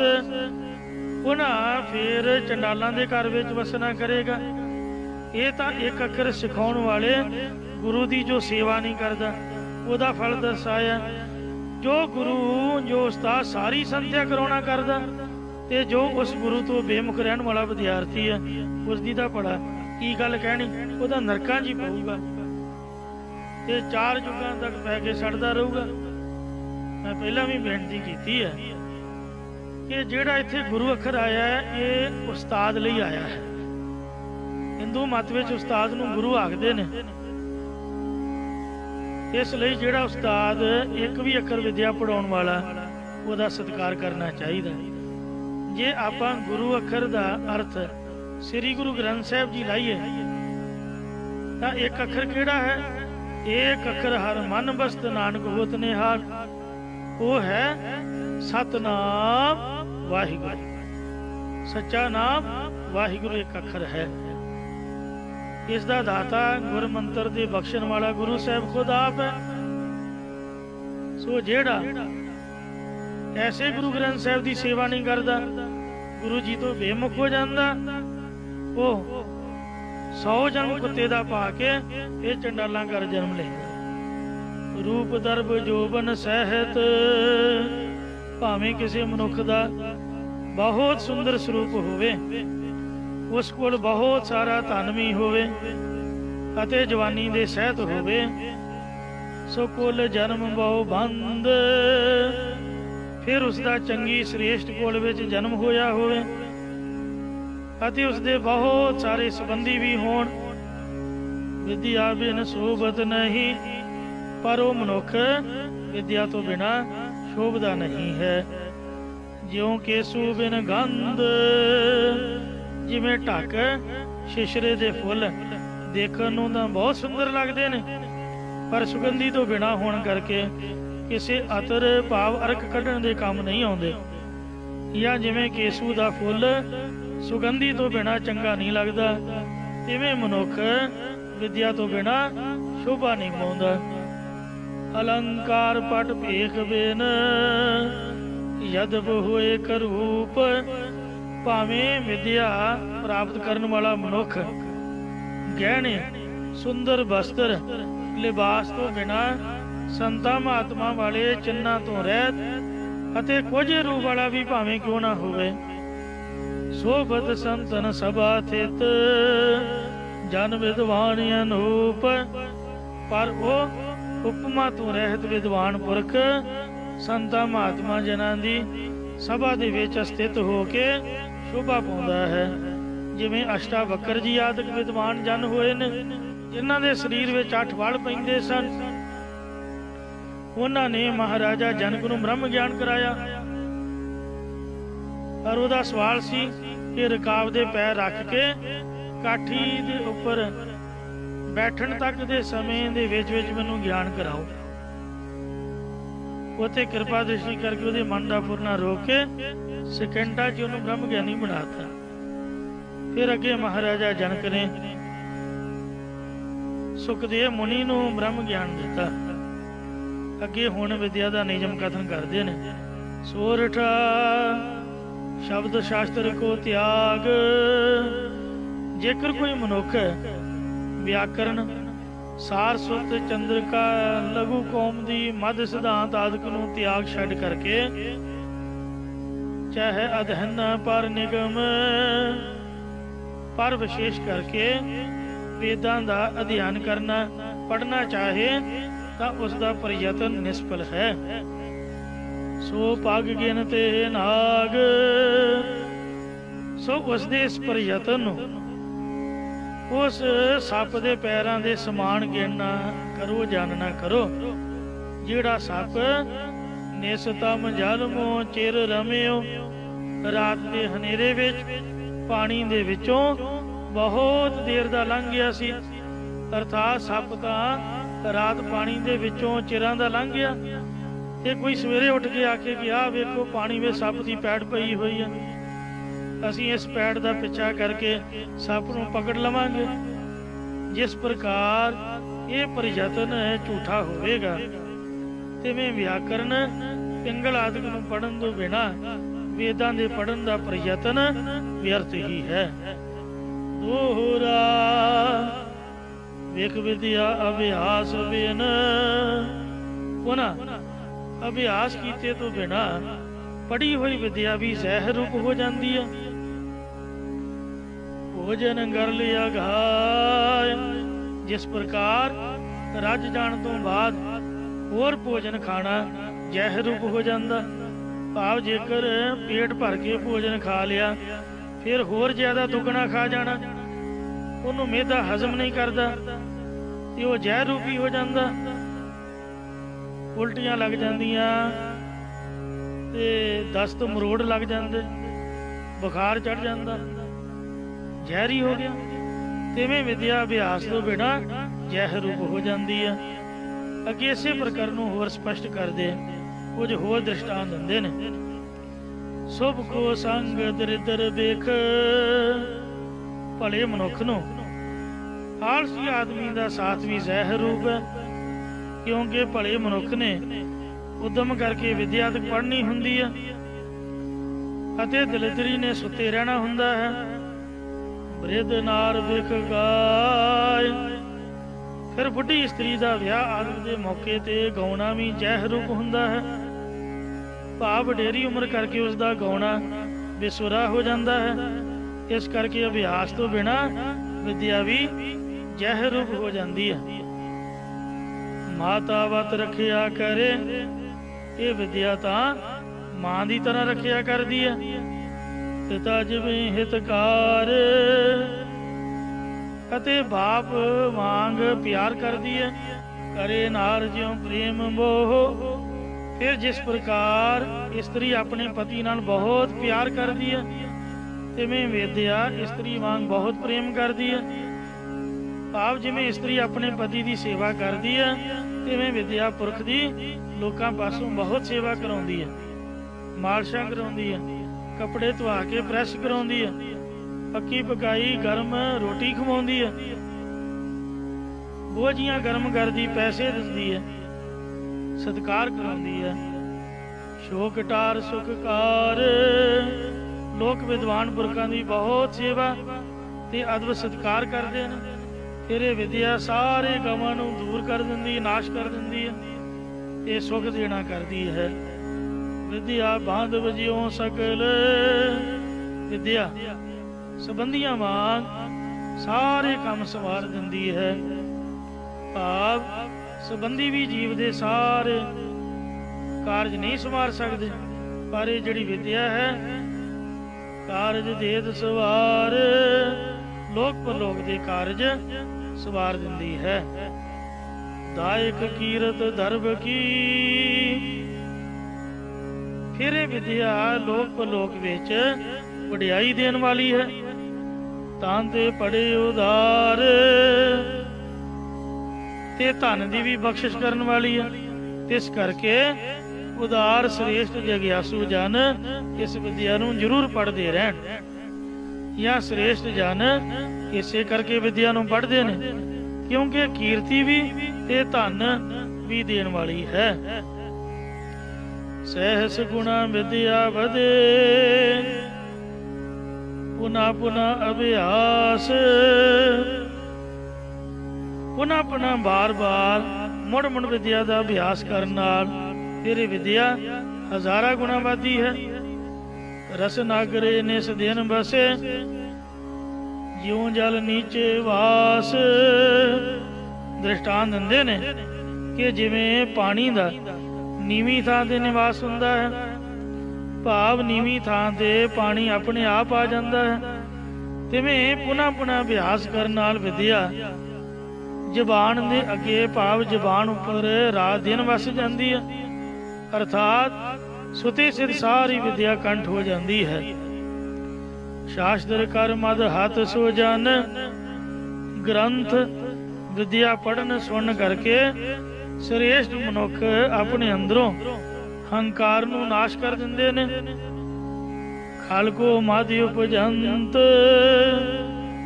ਅਤੇ ਮੂਰਖ ਮਨੁੱਖ ਉਹੀ ਵਿਦਿਆ ਪੜ੍ਹ ਸੁਣ ਕੇ ਉਲਟਾ ਆਪਣੇ ਅੰਦਰ ਹੰਕਾਰ ਨੂੰ ਪੈਦਾ ਕਰ ਲੈਂਦੇ ਨੇ। ਜਿਉਂ ਦ੍ਰਿਗ ਭਾਣ ਪ੍ਰਕਾਸ਼ ਹੋਵੇ, ਦ੍ਰਿਸ਼ਟਾਂਤ ਦਿੰਦੇ ਨੇ ਕਿ ਜਿਵੇਂ ਸੂਰਜ ਦੇ ਚੜ੍ਹਨ ਨਾਲ ਨੇਤਰਾਂ ਵਾਲਿਆਂ ਨੂੰ ਤਾਂ ਚਾਨਣਾ ਹੋ ਜਾਂਦਾ ਹੈ, ਪਰ ਉਹੀ ਸੂਰਜ ਦਾ ਚਾਨਣਾ ਉੱਲੂ ਅੰਧ ਕਰੰਤ, ਉੱਲੂ ਅੰਨਾ ਕਰ ਦਿੰਦਾ ਹੈ। ਤਿਵੇਂ ਇਹ ਵਿਦਿਆ ਸ੍ਰੇਸ਼ਟ ਮਨੁੱਖ ਦੇ ਹੰਕਾਰ ਨੂੰ ਦੂਰ ਕਰ ਦਿੰਦੀ ਹੈ, ਪਰ ਮੂਰਖ ਮਨੁੱਖ ਹੰਕਾਰ ਦੇ ਸਹਿਤ ਹੋ ਜਾਂਦੇ ਨੇ। ਸਵਈਆ ਮੁਕਟਾਂਗਦ ਕੁੰਡਲ ਕੰਕਣ ਹੈ ਕਾਰ, ਜੇਕਰ ਕਿਸੇ ਪੁਰਸ਼ ਦੇ ਮੁਕਟ ਅੰਗਦ ਸਿਰ ਦੇ ਉੱਪਰ ਮੁਕਟ ਸ਼ੋਭਦਾ ਹੋਵੇ ਤੇ ਅੰਗਦ ਮੋਢਿਆਂ ਦੇ ਉੱਪਰ, ਬਾਹਾਂ ਦੇ ਡੌਲਿਆਂ ਉੱਪਰ ਅੰਗਦ ਬਹੁਟੇ ਬੰਨੇ ਹੋਏ ਹੋਣ ਤੇ ਕੁੰਡਲ ਦੋਨਾਂ ਕੰਨਾਂ ਵਿੱਚ ਵਾਲੇ ਪਾਏ ਹੋਏ ਹੋਣ, ਕੰਕਣ ਹੈ ਕਰ हत्थां में सोने दे कड़े पाए होण, चंद्र प्रभाकर मोतन हार। फिर जिस दे शरीर दी चंद्रमा समान शोभा सुंदरता होवे ਅਤੇ गले विच मोतियां दा हार पहनिया होवे, या चंद्रमा जही क्रांति वाले मोतियां दी माला गल विच होवे। मुख चंद्र प्रभा जिस दे मुखड़े दी शोभा पूर्णमाशी दे चमकदे चंद्रमा दे समान होवे। दृग कांज प्रभा नेत्रां दी शोभा खिड़े होए कमलां दे समान होवे। तन कंदर प्रभा शरीर दी शोभा कामदेव दे समान होवे। रत सी घरदारा अते रति कामदेव दी घर वाली वर्गी घर दे विच इस्त्री होवे, बड़ी सोहनी। इशनान मलेपन चंदन कुंकम उस इस्त्री ने पानी विच सुगंधी पा के इशनान कीता होवे, या चंदन दे केसर नूं घसा के शरीर उपर लेपन कीता होवे। गंध घनी कर गुंदत वारा फिर बहुत सुगंधी लगा के वारा नूं केसां नूं गुंददी होवे। नर कोए सुंदर साज करे। हाँ, ये गल तां सच्ची ठीक है कि ये चीज़ां मनुख नूं बाहरों तां सुंदर कर दिंदियां ने, पर अंत आनंद कलेस भंडारा, अंत अखीर नूं बेअंत दुखां दा खजाना ही हैं। भाव अंत नूं ये चीज़ां नाल नहीं जांदियां ते मनुख दा इन्हां चीज़ां नाल स्नेह होण करके वो दुखी हुंदा है। अगे हुण विद्या दी महिमा करदे ने कि विद्या रूप भूखण दोनां लोकां विच अदब मान दिंदा है। सब भूखण मैं यह भूखण है शुभ, वेदमयी एक बाणी उदार, या बाणी उचारा पाठ भी है। जो वेद स्वरूप या ज्ञान स्वरूप श्रेष्ठ बाणी है, ये बाणी ये विद्या सारे गहणियां विचों श्रेष्ठ गहना है। नर को वो सुंदर भेग करे बाप, जिसने ये वेद विद्या या ज्ञान रूप भूखण धारण किया है, उस मनुख दे शरीर नूं स्वरूप नूं वो विद्या छेती सुंदर बना दिंदी है। सार जिवें फल देवै सारा, भाव जो इस विद्या के अनुसार चलेगा उसका दोनों लोकां विच मुख उजला हो जाएगा। फिर जिवें सुरस्ती श्रेष्ठ फल देना करती है, तिवें ये विद्या श्रेष्ठ फल देना करती है। चतुरानन 14 पौण रचे, चार मूहां वाले ब्रह्मा ने 14 भवन रचना कीते ने, पर ना विद्या समताही मझारा। इन्हां 14 ही भवनां दे विच विद्या दे बराबर कोई भी नहीं है। भाव इन्हां 14 लोकां च विद्या दे समान और कोई उत्तम वस्तु नहीं है जो विद्या की बराबरी करती होवे। नर तां दे सदैव पढ़े विद्या, हरदयाल चाहे जो पदार्थ चारा।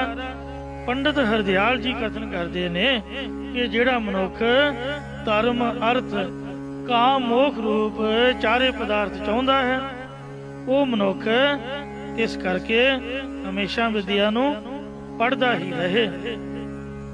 जिवें रतवाड़ा साहब वाले ज्ञानी सुखविंदर सिंह जी ने गुरु का रह के भी पटियाला यूनिवर्सिटी तो डॉक्टरेट की डिग्री प्राप्त करके यानी PhD करके डॉक्टर बनना कीता। नमस्कार ऐसे गुरमुखां नूं। और बोपा राय दे ज्ञानी गुरमीत सिंह जी जिन्हां नूं संत जी करके जानिया जांदा, वो भी काशी आदि दे विचों बड़ी विद्या पढ़ के आए। और मैं सुन के हैरान रह गया कि उन्होंने जो वेदांत दे 5 अध्याय ने श्री गुरप्रताप सूरज ग्रंथ की 5वीं रुत दे विच उन्हां वेदांत दे अध्यायां दे उन्होंने अर्थ कीते ने। अरे बहुत ही सुंदर पोथी साहब उन्होंने छापी है। इसलिए तब लग विद्या को पढ़े जब लग घट में प्राण, ताहा तनी पहुँचै नहीं, जै पहुँचै विद्वान। दोहरा बाई दोहे त्रै सोरठ। इस तीसरे अध्याय की समाप्ति दे छंदां दी गिनती दसदे ने कि इस तीसरे अध्याय विच कुल 22 दोहर, 3 सोरठ, 2 सवैया चीन अते 2 सवैये छंद जानना करो। एक शंकर 8 20 बृत। इस अध्याय अंदर एक शंकर छंद भी आया है। इस प्रकार कुल 28 छंद आए ने जो चित्त की बिरती नूं चित बृत करे महीन, बारीक भाव सूखम कर देणगे। इस तीसरे अध्याय की छंदाबंदी विच एक गुलज जो पढ़न पढ़ाउण वालियां नूं शंका रू बनी हुई है, क्योंकि कवि जी ने अध्याय के मुढ़ विच जो अध्याय की जानकारी का नियम रखिया होया है उस अनुसार इस अध्याय के 28 छंद मन्ने गए ने ते अखीर विच भी 2 दोहरे दोबारा 8 20 कह के 28 छंद ही मन्ने ने।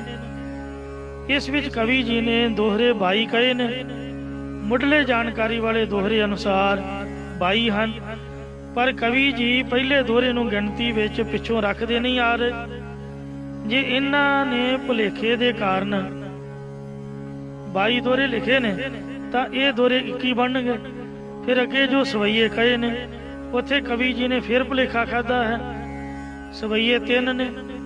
सब भूखण मैं जै भूखण है शुभ गिनती विच लैके 2 सवैये दी तां 3 सवैये लिखना चाहिदा सी ते फिर गिनती सही आ जाती है।